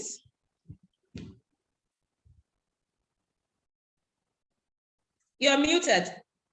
There's another question. So there's a similar question to the one you just answered, where somebody says, if you are a teacher and the parent is in denial, do you ignore the child's needs? And I think you just answered it.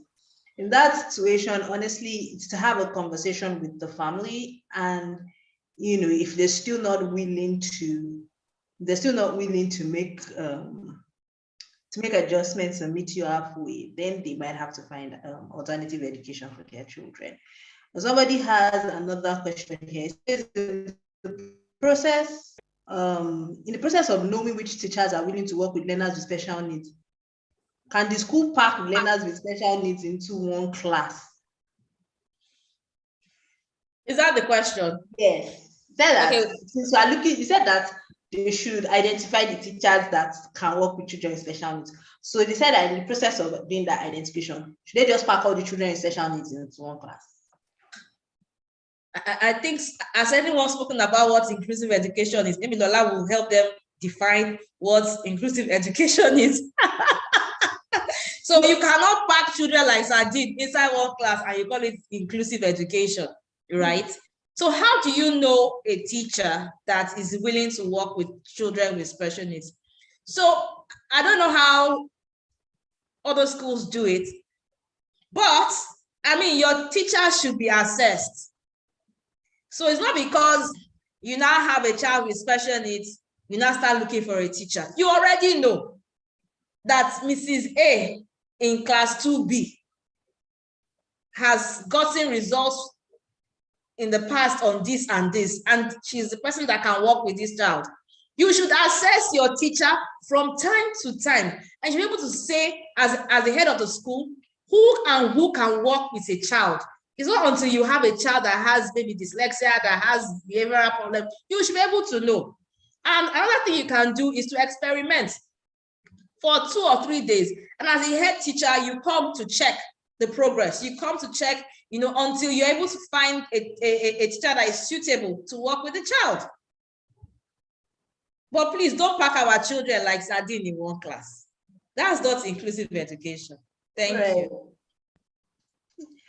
So there's one more question here, and I'm just to also just add to what she said.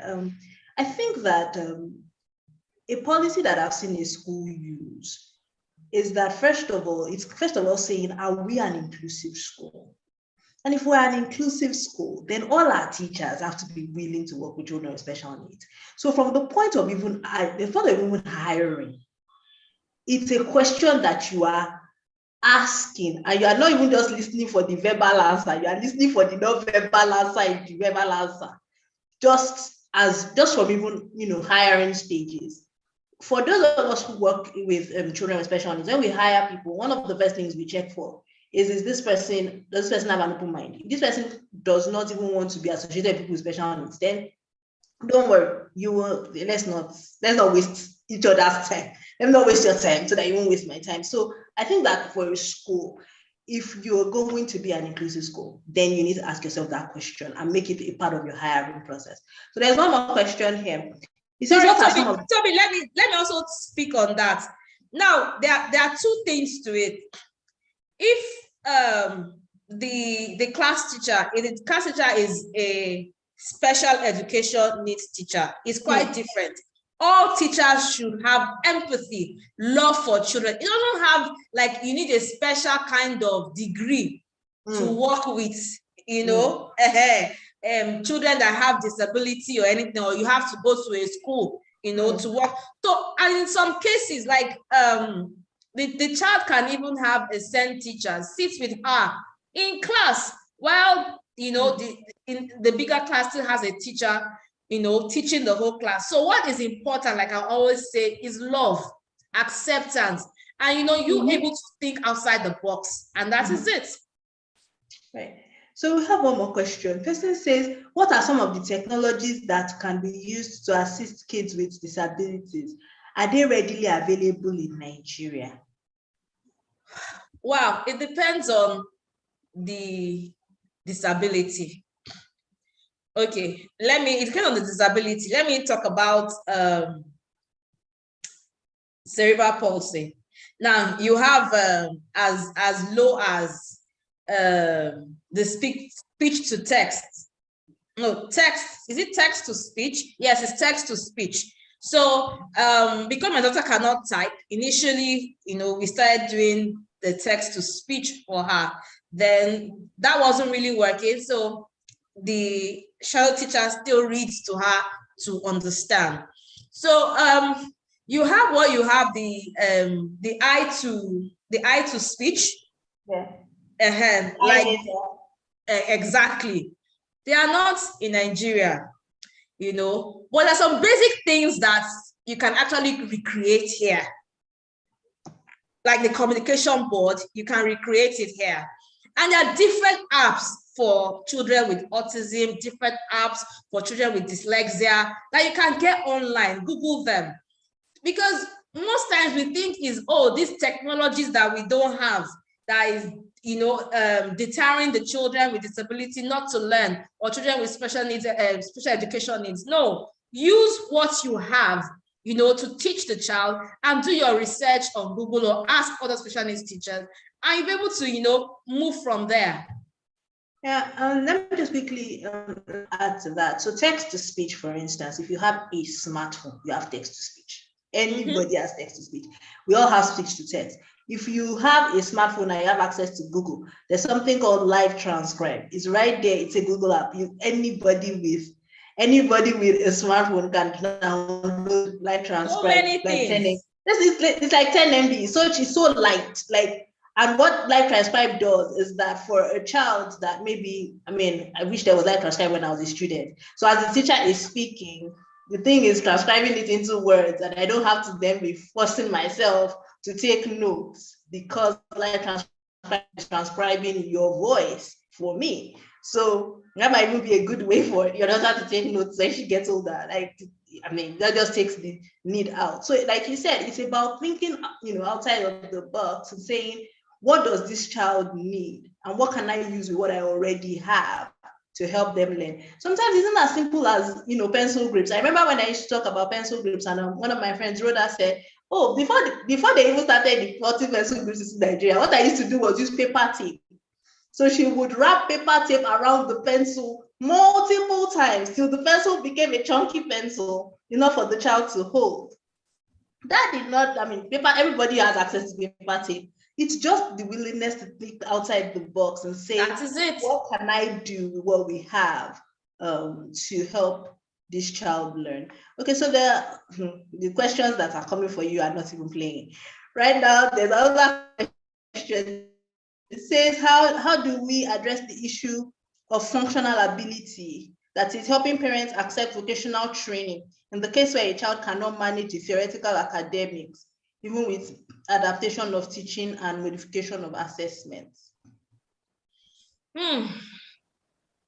Okay, so okay, so for some children who can, and you've tried all possible best. So the point about inclusive education is, yes, maybe the child is not learning your ABC and that, but the child is also picking up on social skills. And social skills is not, I mean, it's living their life. That is social skills. You know, being able to interact with people is social skills. So functional learning, if the child is able to do it, the child is willing to do it, just tell the parents, because they will still make the decision. You can't make the decision for the parent. I keep saying it. You cannot make the decision for the parent. Sell the idea to the parents and tell them the benefits, you know, and leave it to them to make their decision. In my own instance, my daughter cannot even use her hands or legs. So you can't even sell that one to me. You understand? So it depends on each child and what the parents accepts. Thank you. Yeah, and also I think that it's also how we see. Language is very powerful. It's how we phrase it. Because the truth is that even in education today, secondary school education, and I can see secondary educators on the call, we know that children have to take a trade subject to finish secondary school now. No parent is saying my child should take a trade subject. Is that not the same thing that you are calling vocational education?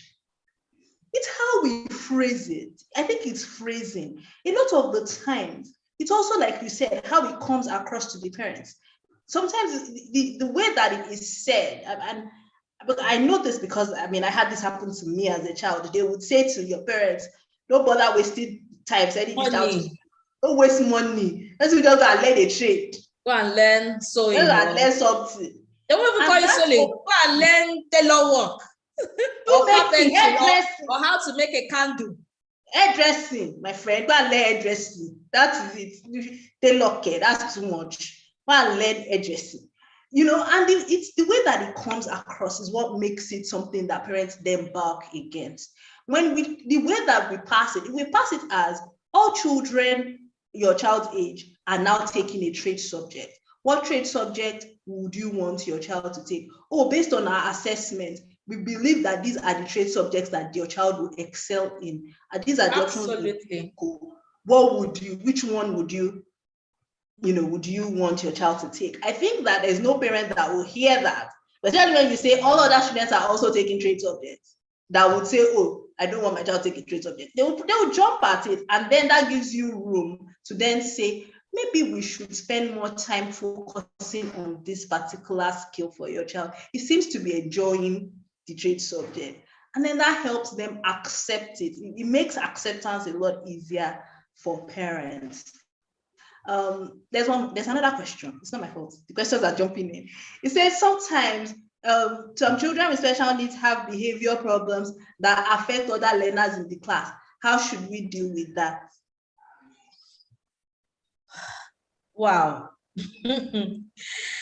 Okay, so affecting the other children, maybe the child is making repetitive sound, or the child is fidgeting, or the child is crying. There's so many things you can do, right? You can take the child out for a walk and bring the child back. You know, you can find the reason why the child is behaving that way. Maybe the child is trying to get your attention. So you will keep on experimenting on different things, or you are able to understand the child.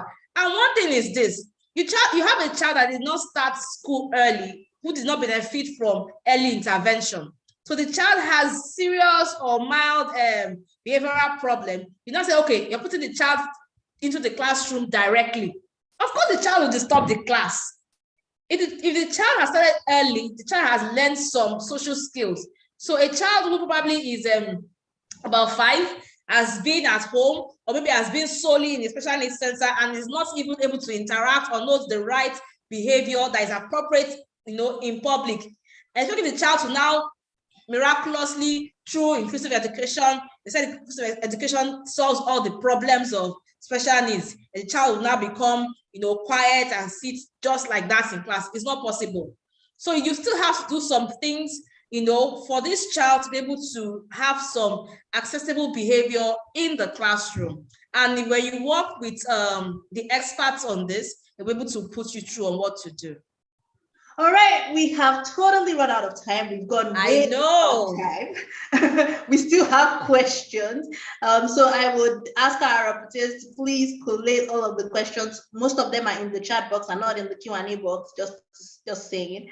So please run through the chat and collate the questions so that we can send them to Mrs. Ainde to help us answer them outside of this time. Thank you so much, Bukola, for my pleasure. Time and for your very insightful session.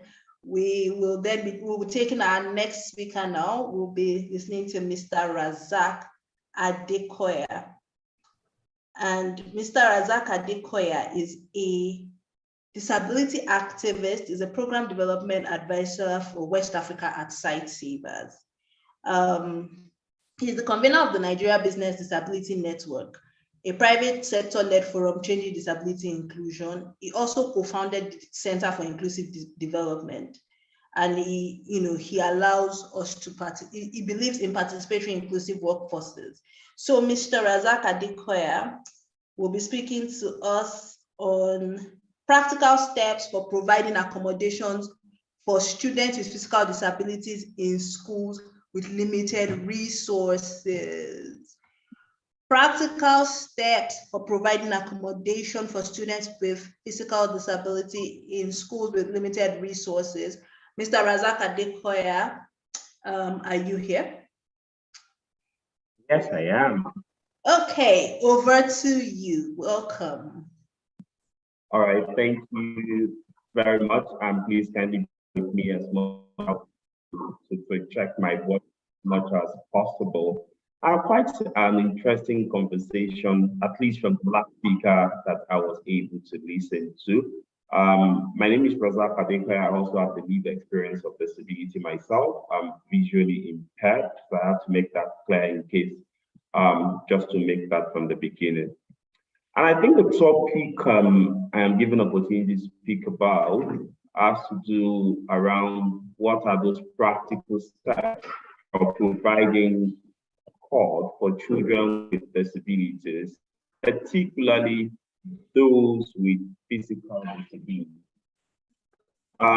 In saying this, I think the first point I would try to speak to has to do with that misconception that people do have around children with physical disability. And what I've learned over the years is that a lot of times, whenever we ask people, first, what do you think children with physical disability need in school?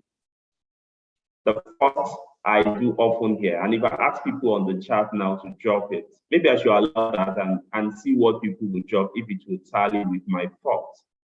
If you have a child with physical disability, what comes to your mind first that you need to spot out when considering the kind of school he or she will be attending? Let me see maybe the first 3, 4, 5 responses. You can drop it in the chat.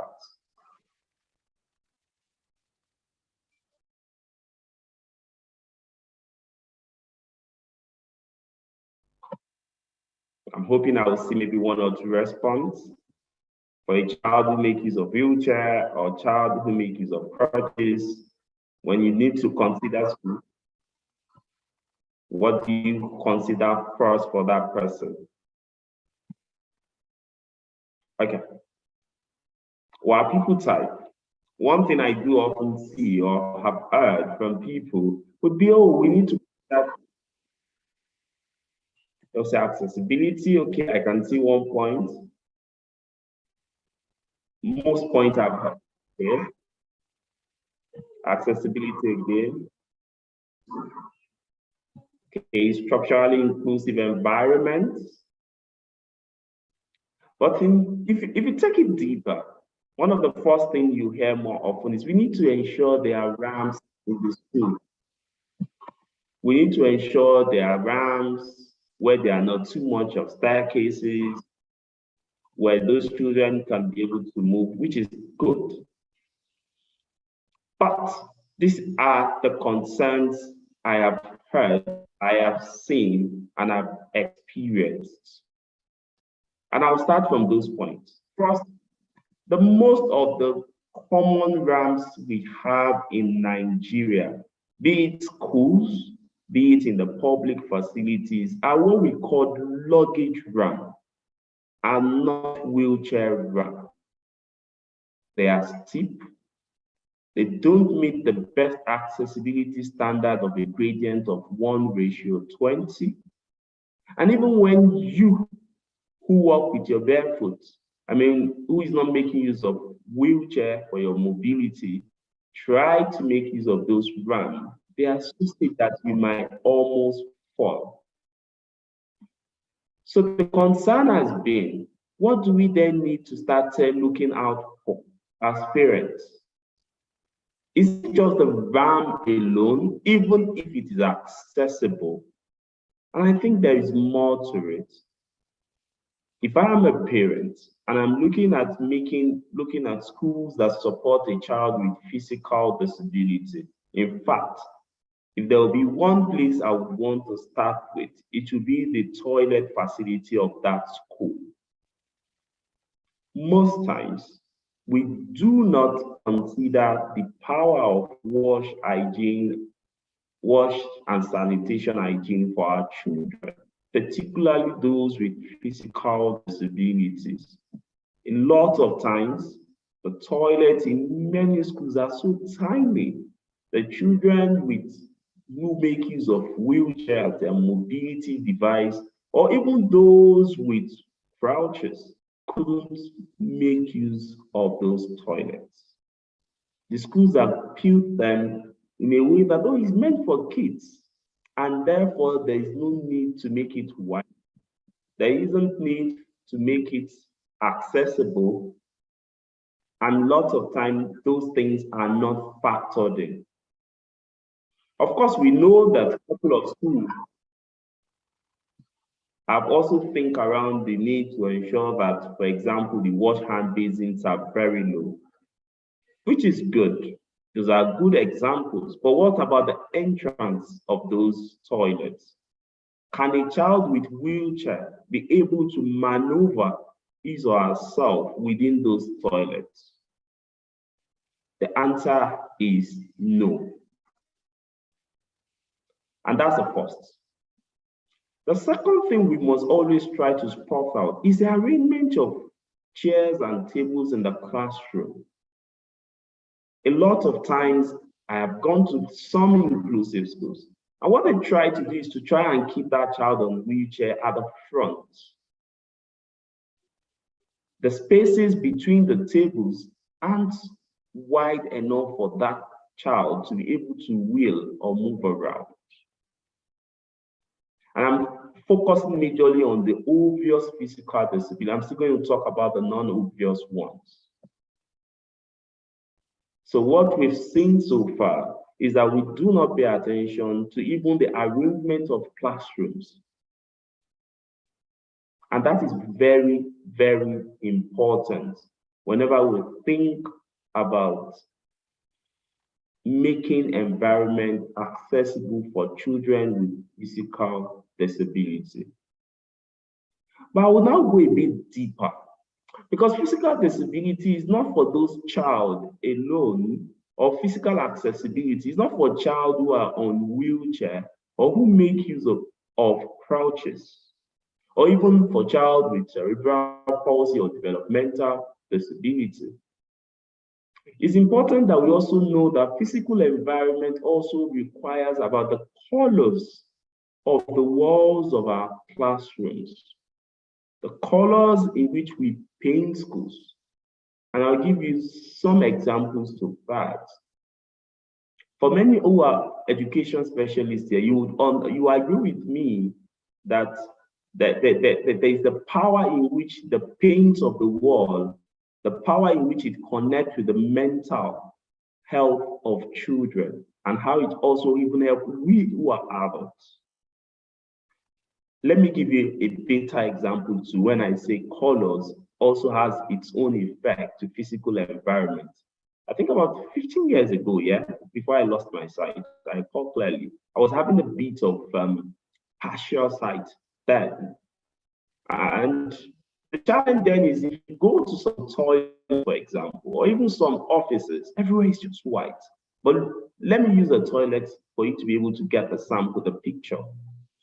The walls are white, the floors and the tiles on the floors are white, the basins are white. So when you get there, for that child who is struggling with some form of partial in physical eyesight, at that moment he or she is struggling. Not just a child with visual impairment, even persons with albinism do struggle with such when they find themselves in a place with little or no color contrasts.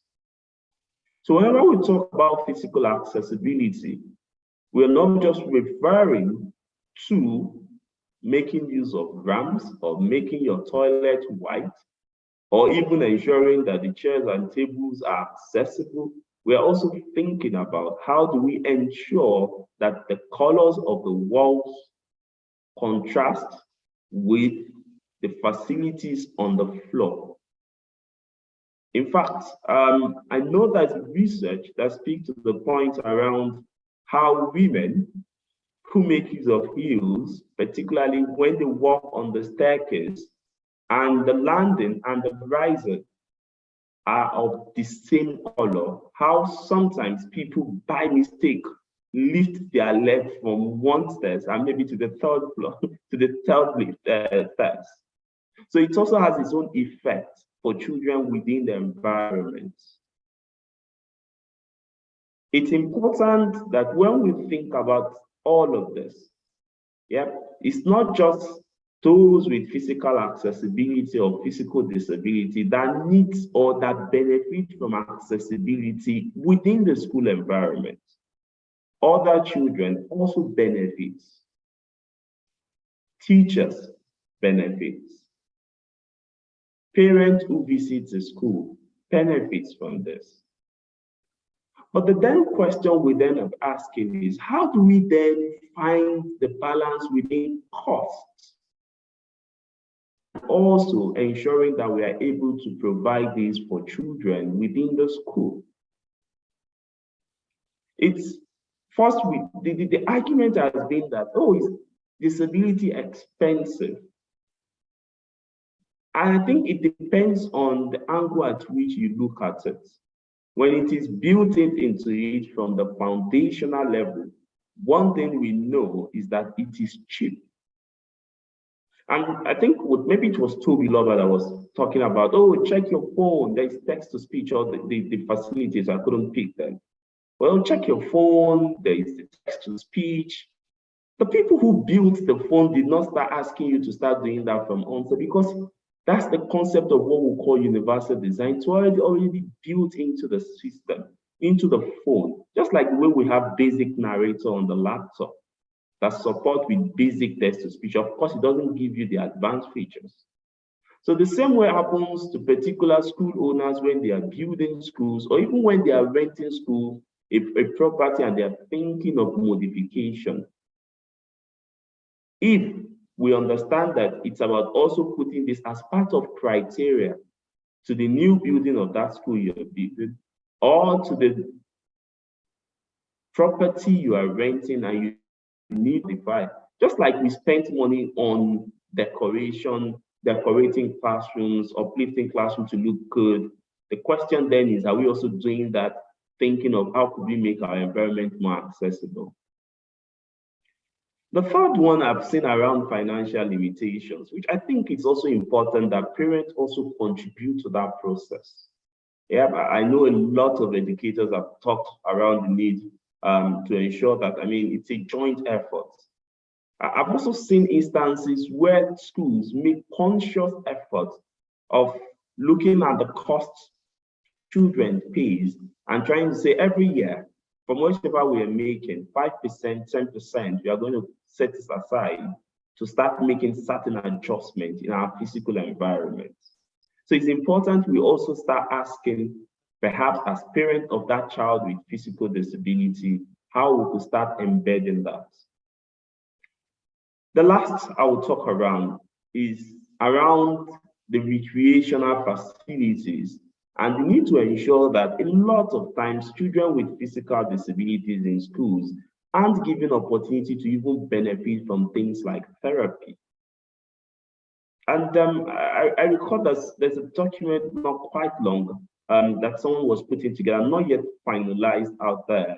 And he was talking about how a lot of persons or children with physical disability, because they don't enjoy any form of therapy from right from primary school to secondary school, add up to their weight.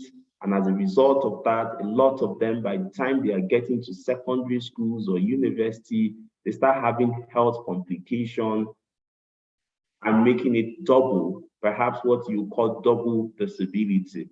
Yep, they start having all sorts of health concerns. So it's important that we also start asking as parents, if you have a child with physical disability, in the school what exactly they are providing in form of recreational support, in form of therapy for those child with physical disability, because that would help them not just for now, but also, and therapy is not just for children with physical disability, it also helps those with cerebral palsy or developmental or intellectual disability. They also benefit from some of these things. So it's important we all think about this and understand that inclusion is not just for one, accessibility is not just for one, it benefits all. And the simplest way I do tell people is, so what's even disability itself? I do tell people it's impairment plus barriers equals to disability. But if we then need to start asking ourselves, what do we do to remove those barriers? So someone asked, if you remove the barriers, does that mean there won't be disability? And I said, no, because you can't take those impairments away. So I would like to, it's more easier to say impairment plus access equals to disability inclusion. For that child with that impairment, be it visual, be it physical, developmental, intellectual, mental, or sensory, it's important that what we need to start thinking is access. The access could be in form of physical or environmental, come in form of communication, and really speak around the physical, and it also come in form of the institutional policies that the schools are putting in terms of how they put structures or policies in place. So it's all about understanding that access benefit not just people with disability. It's a best thing that all makes every one of us feel that we have an inclusive society.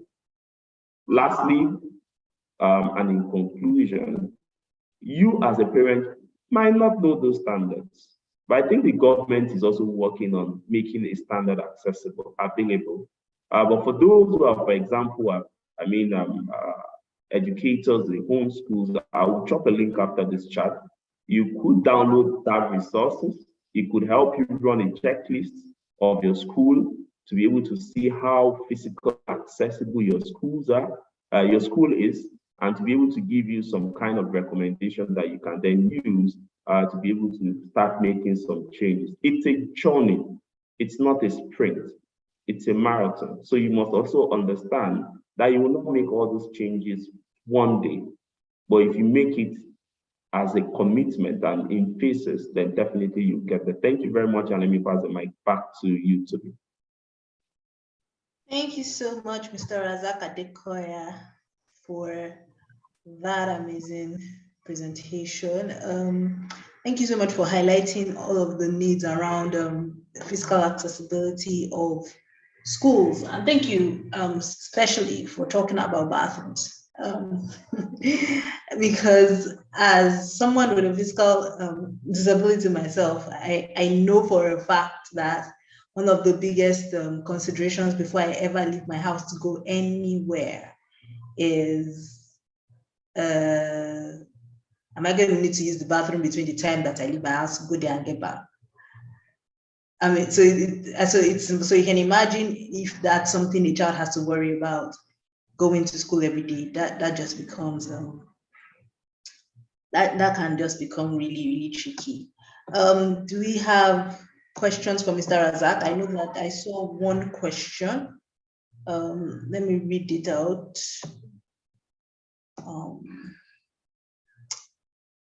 One second.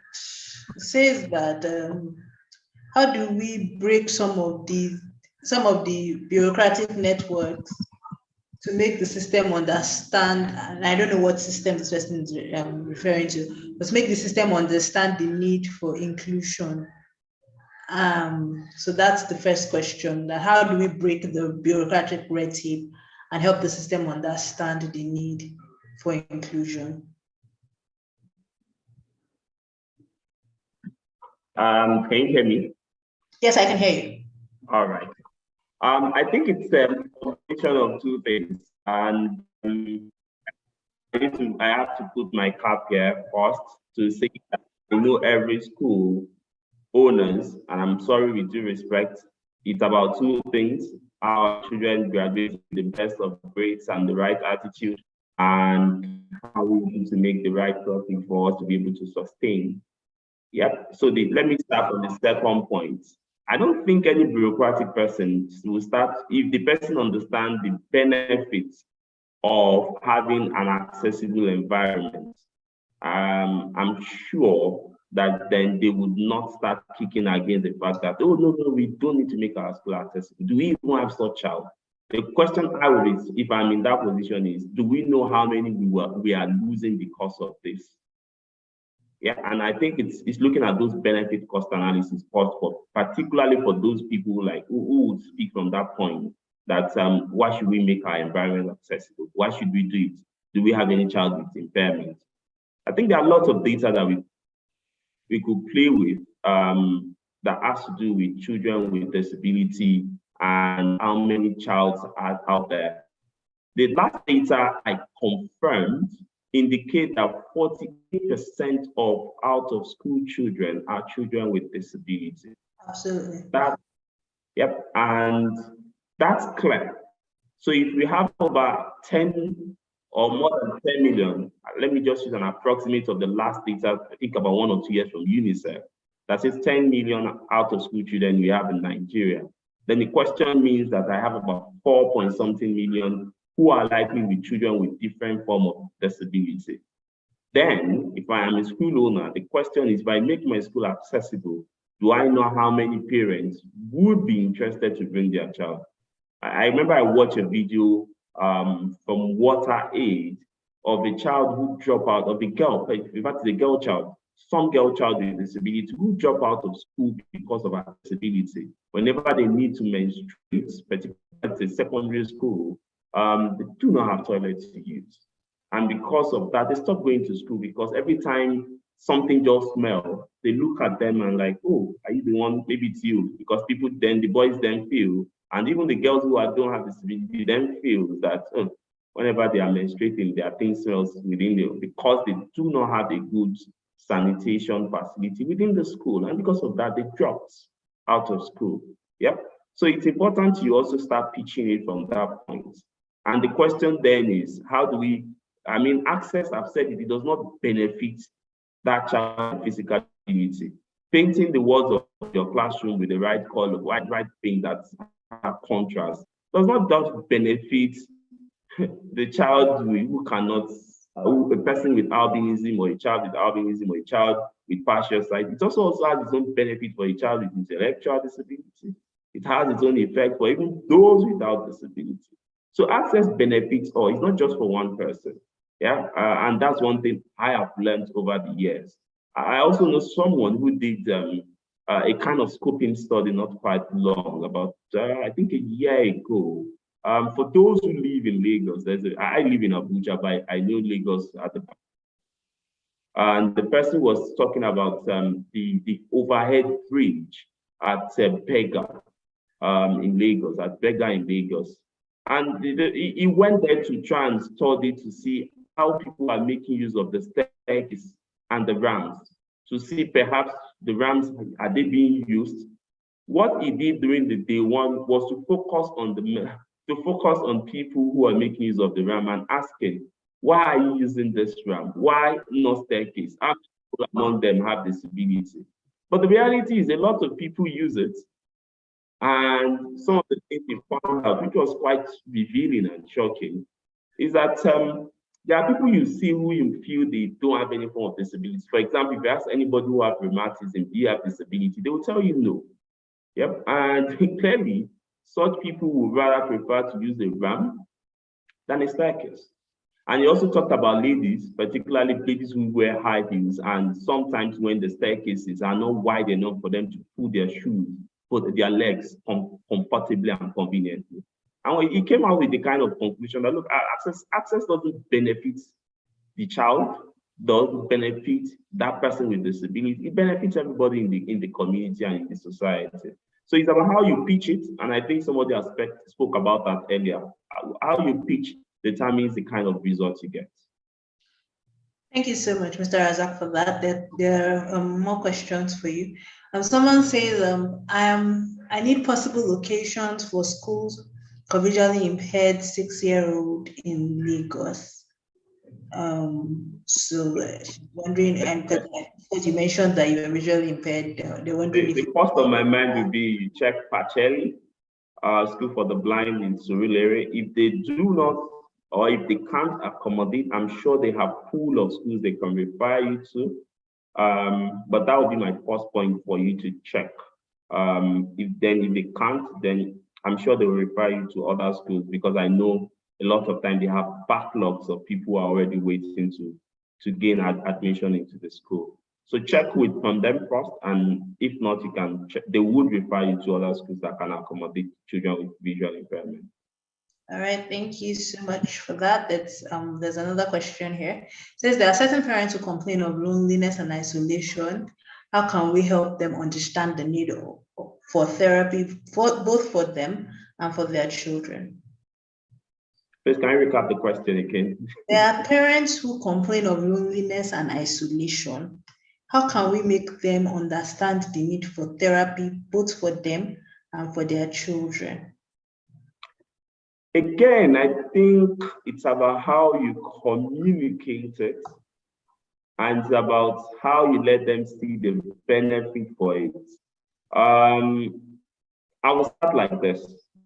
And I think it's something I spot sometimes within a document. He said, features tell, benefits sell. Yeah. A lot of times we pitch some of those things from the features and not from the benefits. And sometimes some parents see it from the point of, oh, they want to make money away from us. Yeah, that's all it is. That's what school knows.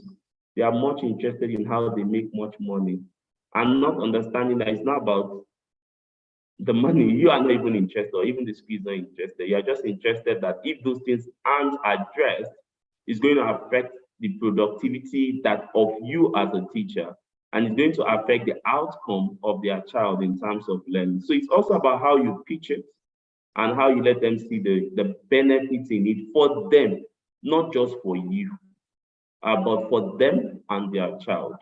I remember many years back, I think maybe 2012, 13, that I was working with MIT on a research in Lagos, particularly about what parents, about children, about the engagement between parents and children.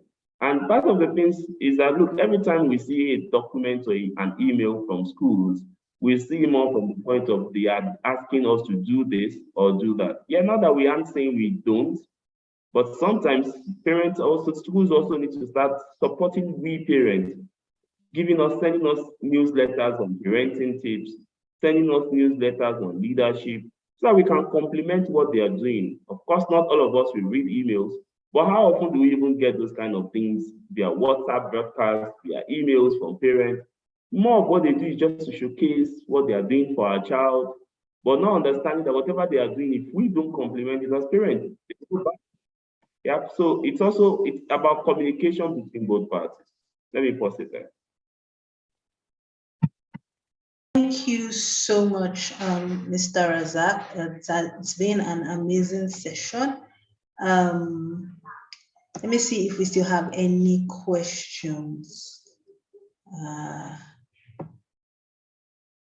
Okay, so someone says some public schools understand the need for accessibility, but are not doing anything about it. Would you have any thoughts on that?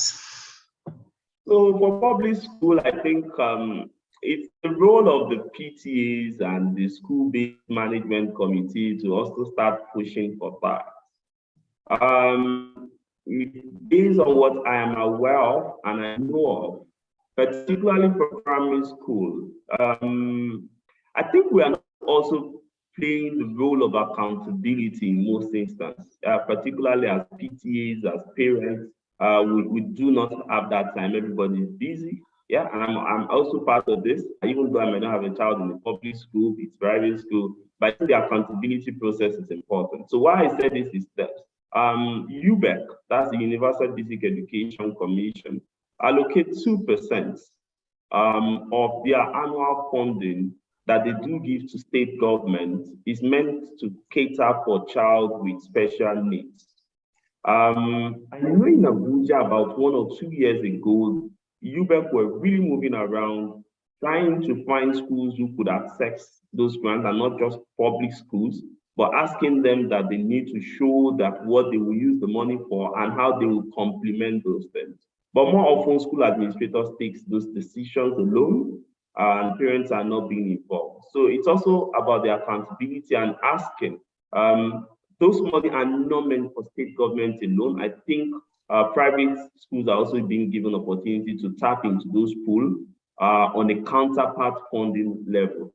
For public schools, what I think is that PTAs and SBMCs needs to make much demand from the school administrators about the fact that the 2% that comes to you from UBEC or your SUBEC, which is the State Universal Basic Education Board or Commission, what are you using it for? It's about asking.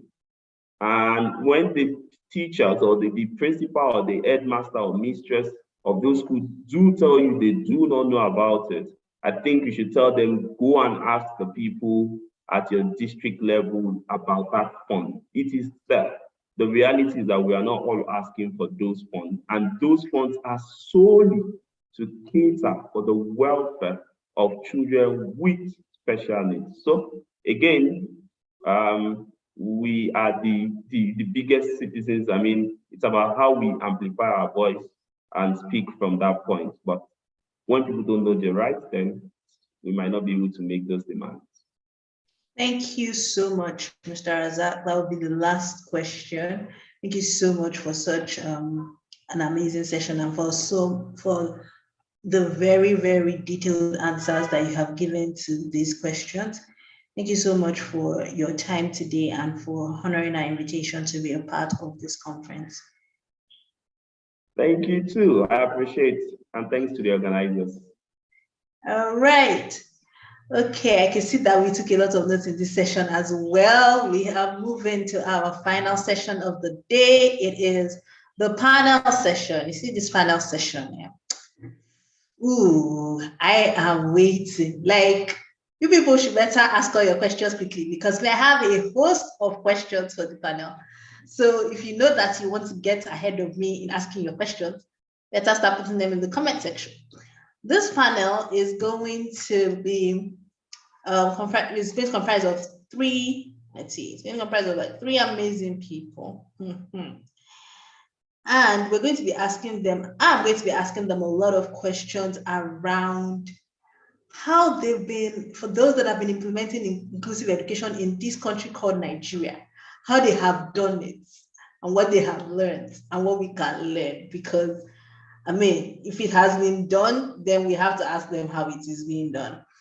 On this panel, we're going to have Mrs. Charity Ibiabuchi, His Patience Akonde, and Umar Sarani on this panel. And we're going to be talking about implementing inclusive education in schools with lean resources.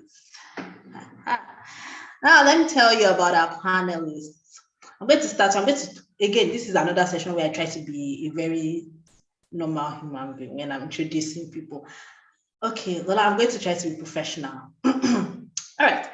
So Miss Charity Ibeabuchi is the founder and executive director of Inspired Inclusive Christian Center.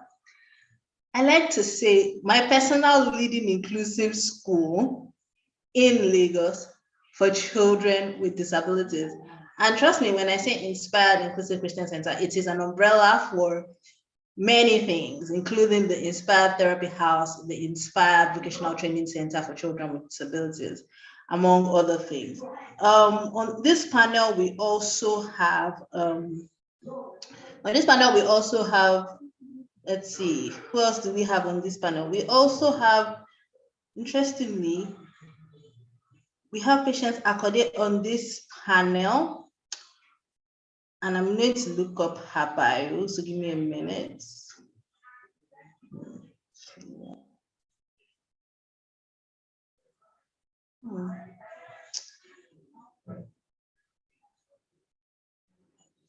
Right. Okay, so I am still looking up interesting bios. All right.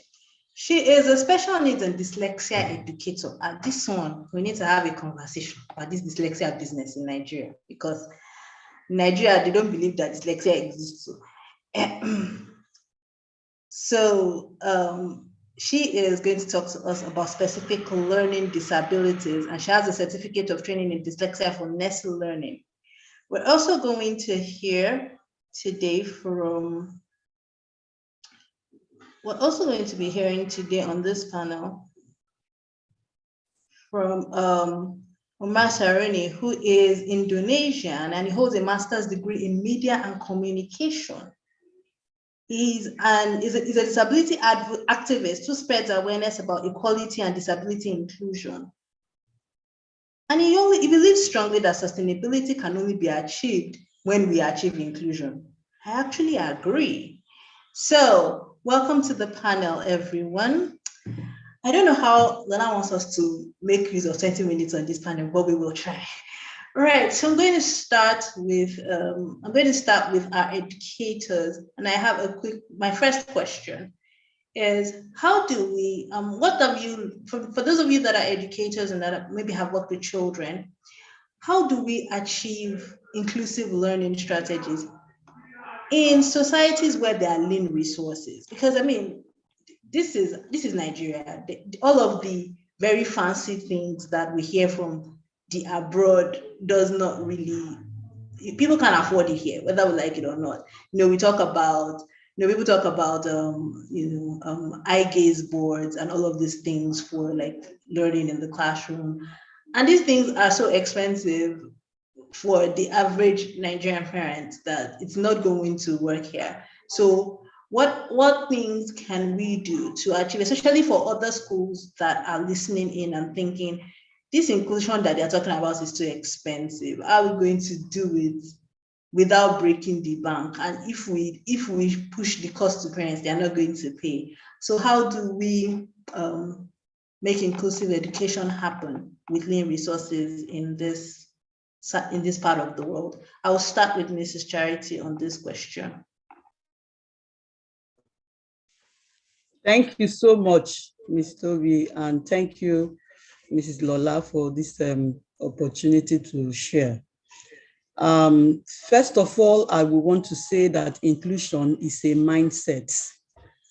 If you have the mindset of helping that child, I'm telling you, you will really understand and know that the journey will be so smooth and sweet. So let's begin by having that mindset of helping that one child, bringing that one child into our school. Bringing inclusion is making everyone learn, in the same place. Not that I will go and create, like someone asked in the past section, putting them in one room. No, that's not inclusion. You can't have an inclusive setting by getting children with disabilities and locking them up in one room. So there must first of all be a mindset to, accommodate these children and begin to make some modifications. I say to school owners, because of course we've had this time without number that inclusion is expensive. No, inclusion is not expensive. Let's come with that mindset. When you have a change of mindset to include these children into the regular setting, you will understand that, it's a very cheap thing to do. Maybe I should also talk from getting professionals to work with you. Like I also said to others, I'm saying it now. You may not start with all the professionals. Leave the big names, the physios, the OTs, the speech and all that. No. When you have the mindset you can collaborate, ask questions, look for people who have gone ahead. That's one thing that has helped us here. We have learned to leverage on others. We have learned to leverage on, asking others that have gone ahead of us. How do we, wear these shoes? And with the little support that we have gotten, we have made tangible progresses. So the first thing I want to say here is a change of mindset. Thank you.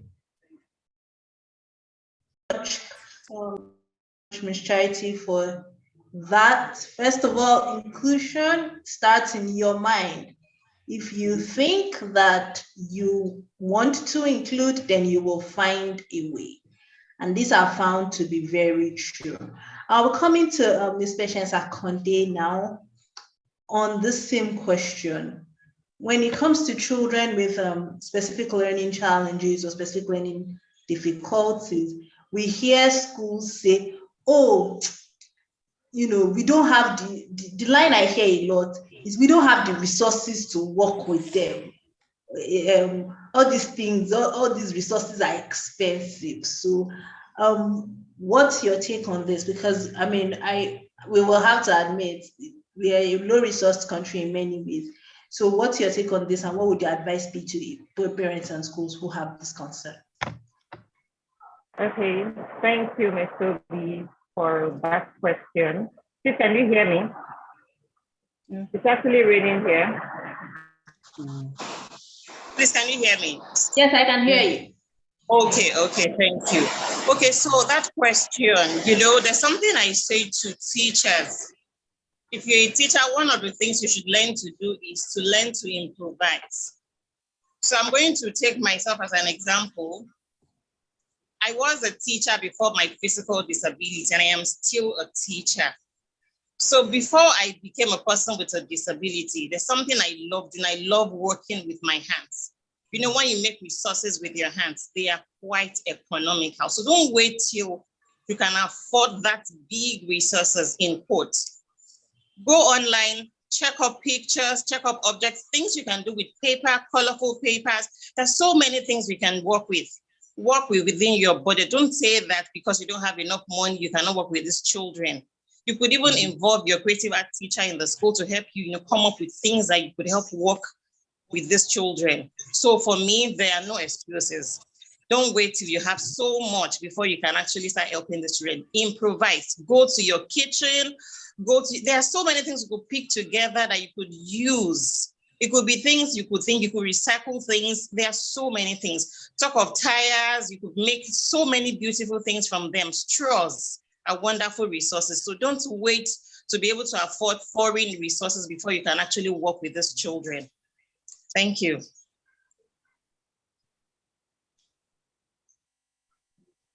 You're muted, Ms. Toby. All right, thank you. Thank you so much. I like what you said about improvising with what we have. I hope that teachers and parents are taking notes. So I'm coming to you, Umar, and this my question really to you is really about communication.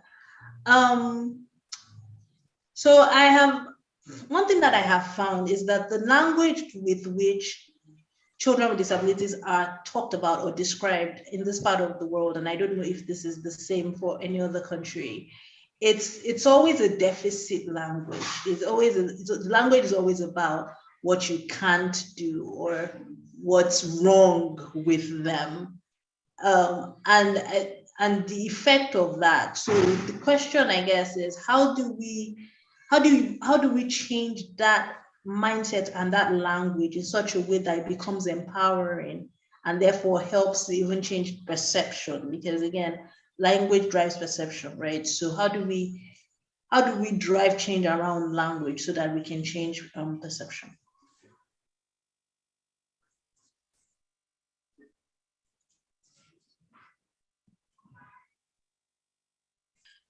I think you're muted. I can't hear you.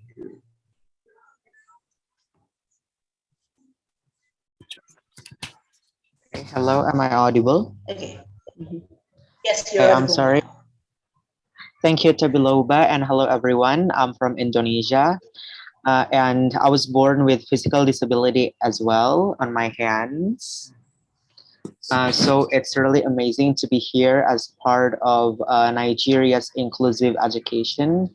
And yes, when it comes to people with disabilities and also children with disabilities, sometimes we use the language that the society feel that the people with disabilities have limited resources, and therefore we need to change that way of communication.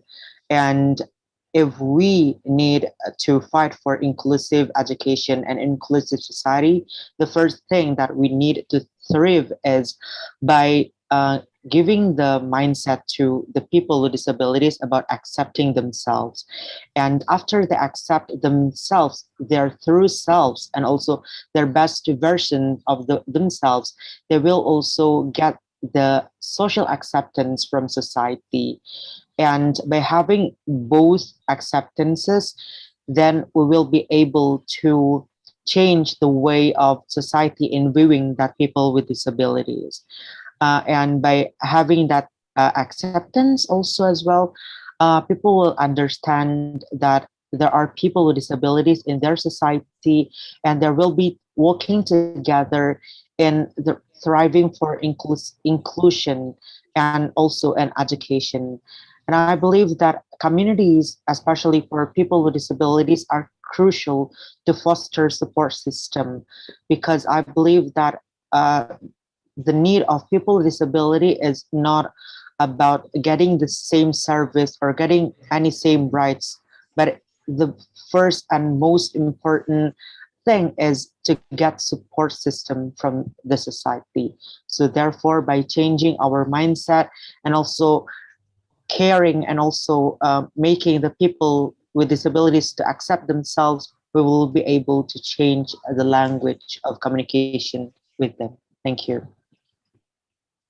Thank you so much for that. I have one question in the chat box that I kind of want everybody to chime in on. Someone says that how do we help children in vulnerable situations to fully participate in the things that concern them? And I guess this is really referring to children with disabilities. And I would like to actually frame this question a little better, especially because, of course, we're in a low-resourced economy. There's this thing about the agency of people with disabilities that is easily dismissed around here. So how do we help our children, especially when they start to transition from childhood to like adolescence? How do we help them to actually participate in the things that concern them, like take their own decisions around their own lives? And how do we even help like caregivers and parents see the need for them to actually let this happen? Because it's very easy for, and everybody else seems to know what the child with disability should be doing, and nobody's asking the person with the disability, what exactly do you want to do? And so how do we make that transition happen? Because we see it all the time. So how do we ensure that children with disabilities are able to take decisions in the things that concern them? I will start again with Charity, because I know that you work with children in secondary schools who are in that age of quote unquote decision making and transitions. So how do we help them make those decisions without the adults or the caregivers in their lives imposing these decisions on them? All right, thank you so much. Maybe I should share from, because I actually have two teenagers living with disabilities. So I think I will share from that. One thing I've been able to do for these two boys is to build their self-confidence. So it's not like anybody is imposing anything on you. It is what you want to do because, of course, you are not less woman. So they see themselves that way. And so one of the things I have to also do is on my to-do list when they resume, because I know they are resuming into a new class, is to meet with the new teachers to say, okay, so this is how Gideon learns, and this is how Daniel learns. So, like, of course, I know that it's not something I will achieve just on my own. I have to involve other stakeholders. So, but one thing I have done for them, even if I do not meet with the teachers to say, okay, so this is how Gideon learns, and, they are vocal enough because their self-confidence have been built, their self-esteem has been, built. So they can always meet with these ones and say, okay, so this is what I want, this is the way I want it, and all that. So I also feel that parents on this platform will begin to, help these children build their self-confidence, that no matter what it is, no matter where you are able to express yourself. So we need to begin to sensitize even the people that, are around them and create awareness.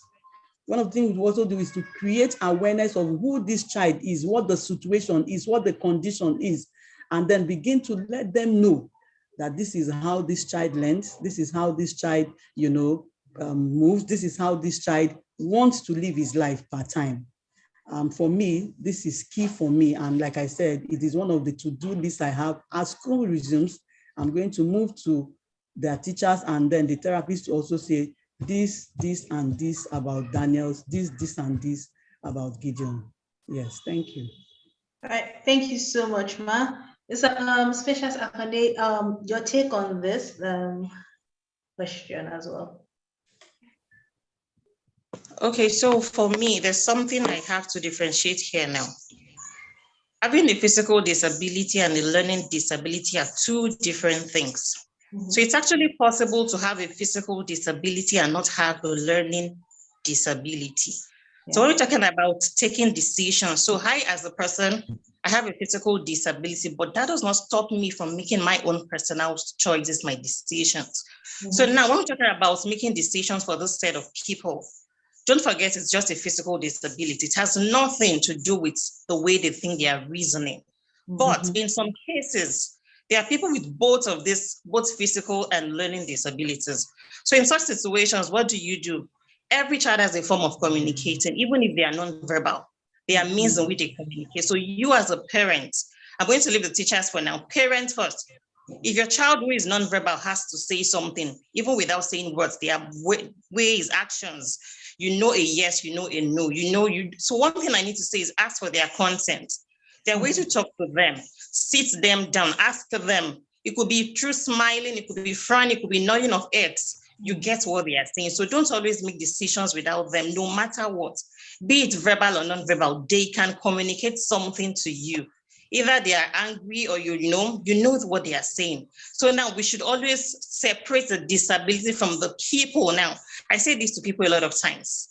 See the person and not the disability. I'm working with a person.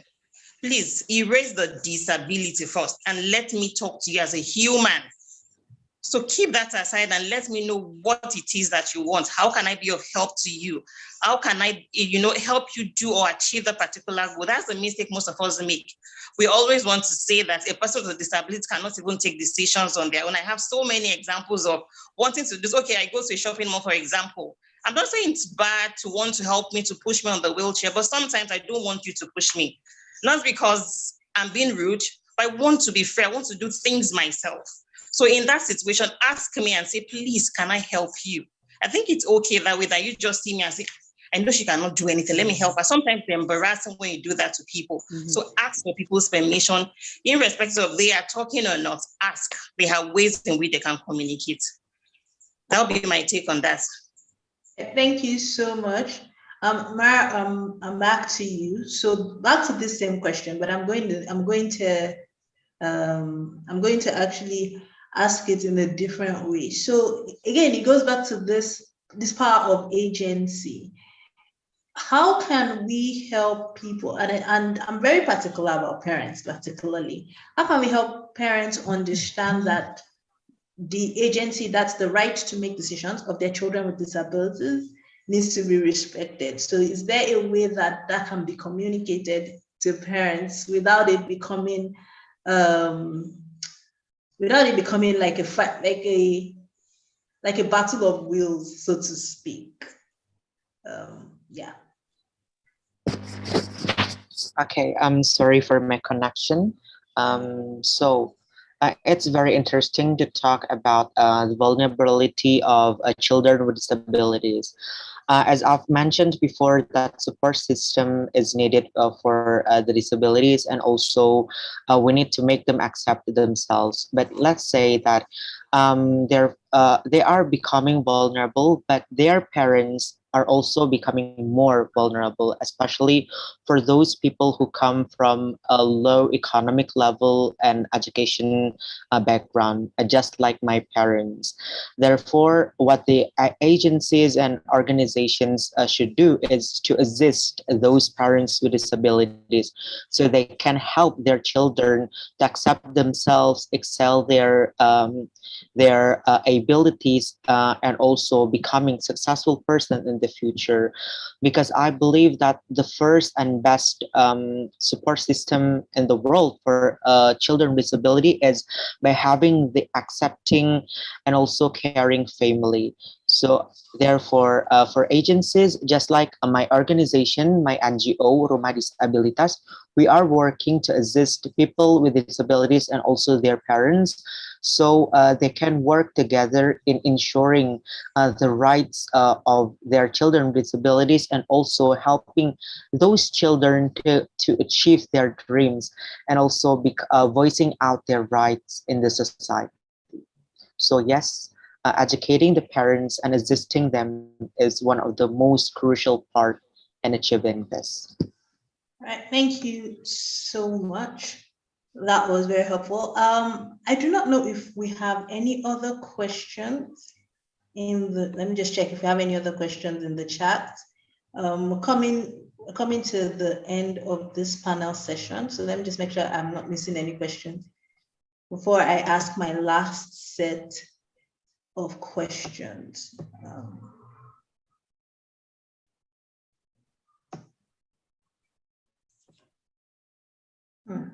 Okay, so I don't think I'm missing any questions in the chat box.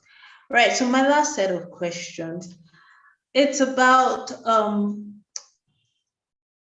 disability data in education, right? So a lot of the times, recently I spoke to a private school owner, and I was asking, because I saw their ad. It was interesting. I saw their ad online, and they said that they had an inclusive learning environment. So I wanted to test what their understanding of an inclusive learning environment was. So I sent them a DM saying, yeah, that what's your policy on admitting children with special needs? And then whoever was the handler said, let me get back to you on that. So I said, okay, I'll wait. And the person comes back and says, oh, sorry, we do not have the facilities to admit children with special needs. I was like, but your flyer right here that I'm looking at says that you have inclusive learning environments. So what exactly does that mean to you? And of course, that was the beginning of an entirely different conversation. So the question I guess I want to ask is that in our environment where there's really nobody, it seems like there is really no data to say these are the number of children who actually need support services. What is it? Because I'm not one person who waits for government to do anything. So my question would be, what can we do as school owners, as classroom teachers, to aggregate the data of students with disabilities and their learning needs so that it can help us to create sustainable change? I don't know if anyone has, and I'll leave this open if anybody has any thoughts on this. Please feel free to jump on it. Okay. I will start by saying maybe we raise some questionnaires and, visit a lot of schools, visit places where parents with special needs are, and then make our findings. I think that will help in that regard. Questionnaires, finding out one-on-one. Maybe I know the last time Funshaw organized the party for children with special needs on the 27th of May this year. We have a lot of parents there who came in with their children. So such questions can be thrown at them, in form of questionnaires to get these data. I feel that will work. Yeah. Thank you. Does anybody else want to take a stab at that? Okay, so for me, yeah, how can we collect data so that we can drive change with numbers? okay, so for me, one of the easiest way I think we can also go about this is, I believe most school owners, not all, usually have meetings. So number one, as a school owner, if you make accommodations for admitting children with physical disability, you already have one student in your data book. Do you understand? So when you admit that child, you go for your meetings, the school owner meetings, you discuss this. So if you have one, I have one, together we are having a collection. So we don't have to wait for, you have to start from your immediate environment. So this is something we have to keep talking about. So school owners, I'm sure we have school owners here, educators, please make room for people with physical disabilities.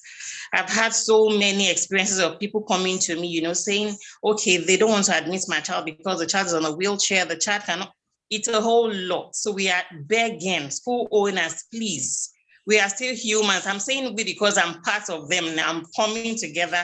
I'm representing them. I'm an advocate for these children. Please make provision. So for people who say, oh, this school has been built years ago, you can still do modifications. You can, do little adjustment to make the classrooms accessible. Honestly, all of the speakers today, they've spoken all of what I'd love to say. They've said a whole lot.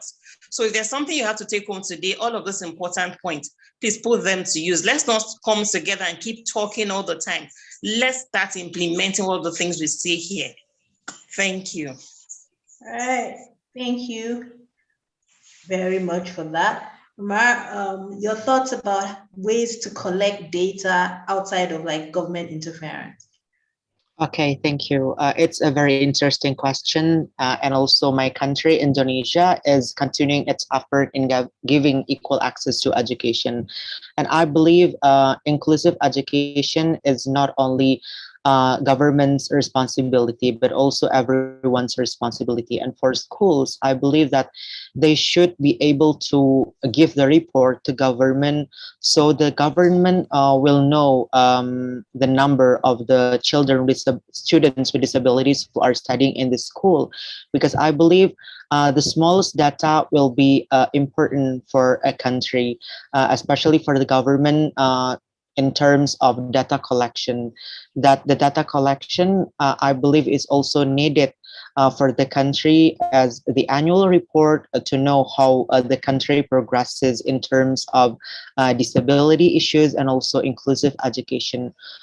So yes, synergy is important, is needed for schools and also government, not only in terms of policy and practice, but also for the data. Thank you. Thank you so much, everyone. We have run out of time. Technical team is about to kick me out of this room. Thank you so much for your very candid thoughts and for sharing so much from your experiences today on this panel. We're incredibly grateful, and we have definitely learned a lot. I saw some people probably wrote they probably wrote so much that their jotters are full right now. So thank you so much, everyone, for joining us today and for spending the day with us and sharing from your expertise. I will hand over now to our convener, Ms. Lola Aneke, to close us out for the day. Thank you so much, Toby. I'll hand over to the MC to close us out for the day. If you don't mind, I'll take over, Toby. Thank you so very much for that wonderful moderating. And that is a wrap for day 2 of the Global Inclusive Summit, the Educational Virtual Summer Camp 2022. As expected, we had some very good exchanges of information around the topic of children with physical disabilities. A sincere thank you goes out to all of our keynote speakers, our moderator, as I mentioned, our attendees, and everyone else involved with today's virtual summit.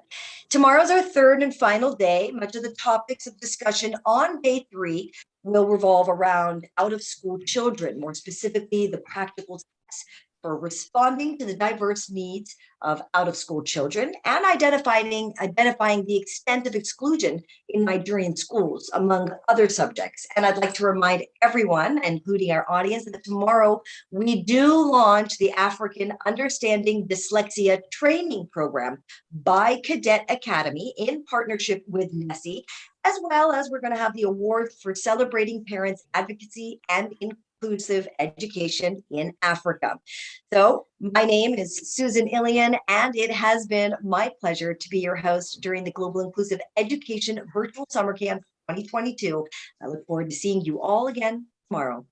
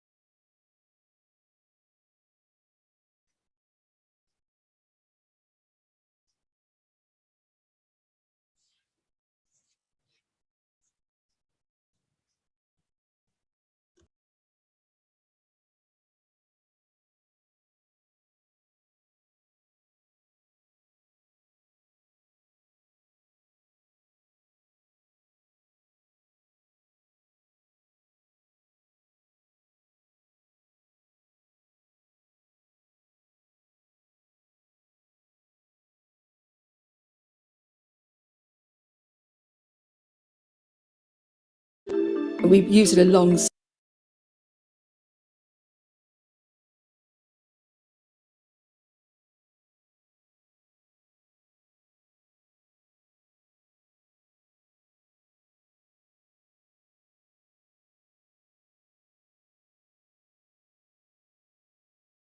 I've watched it move through 3 sort of generations of it to what it is today.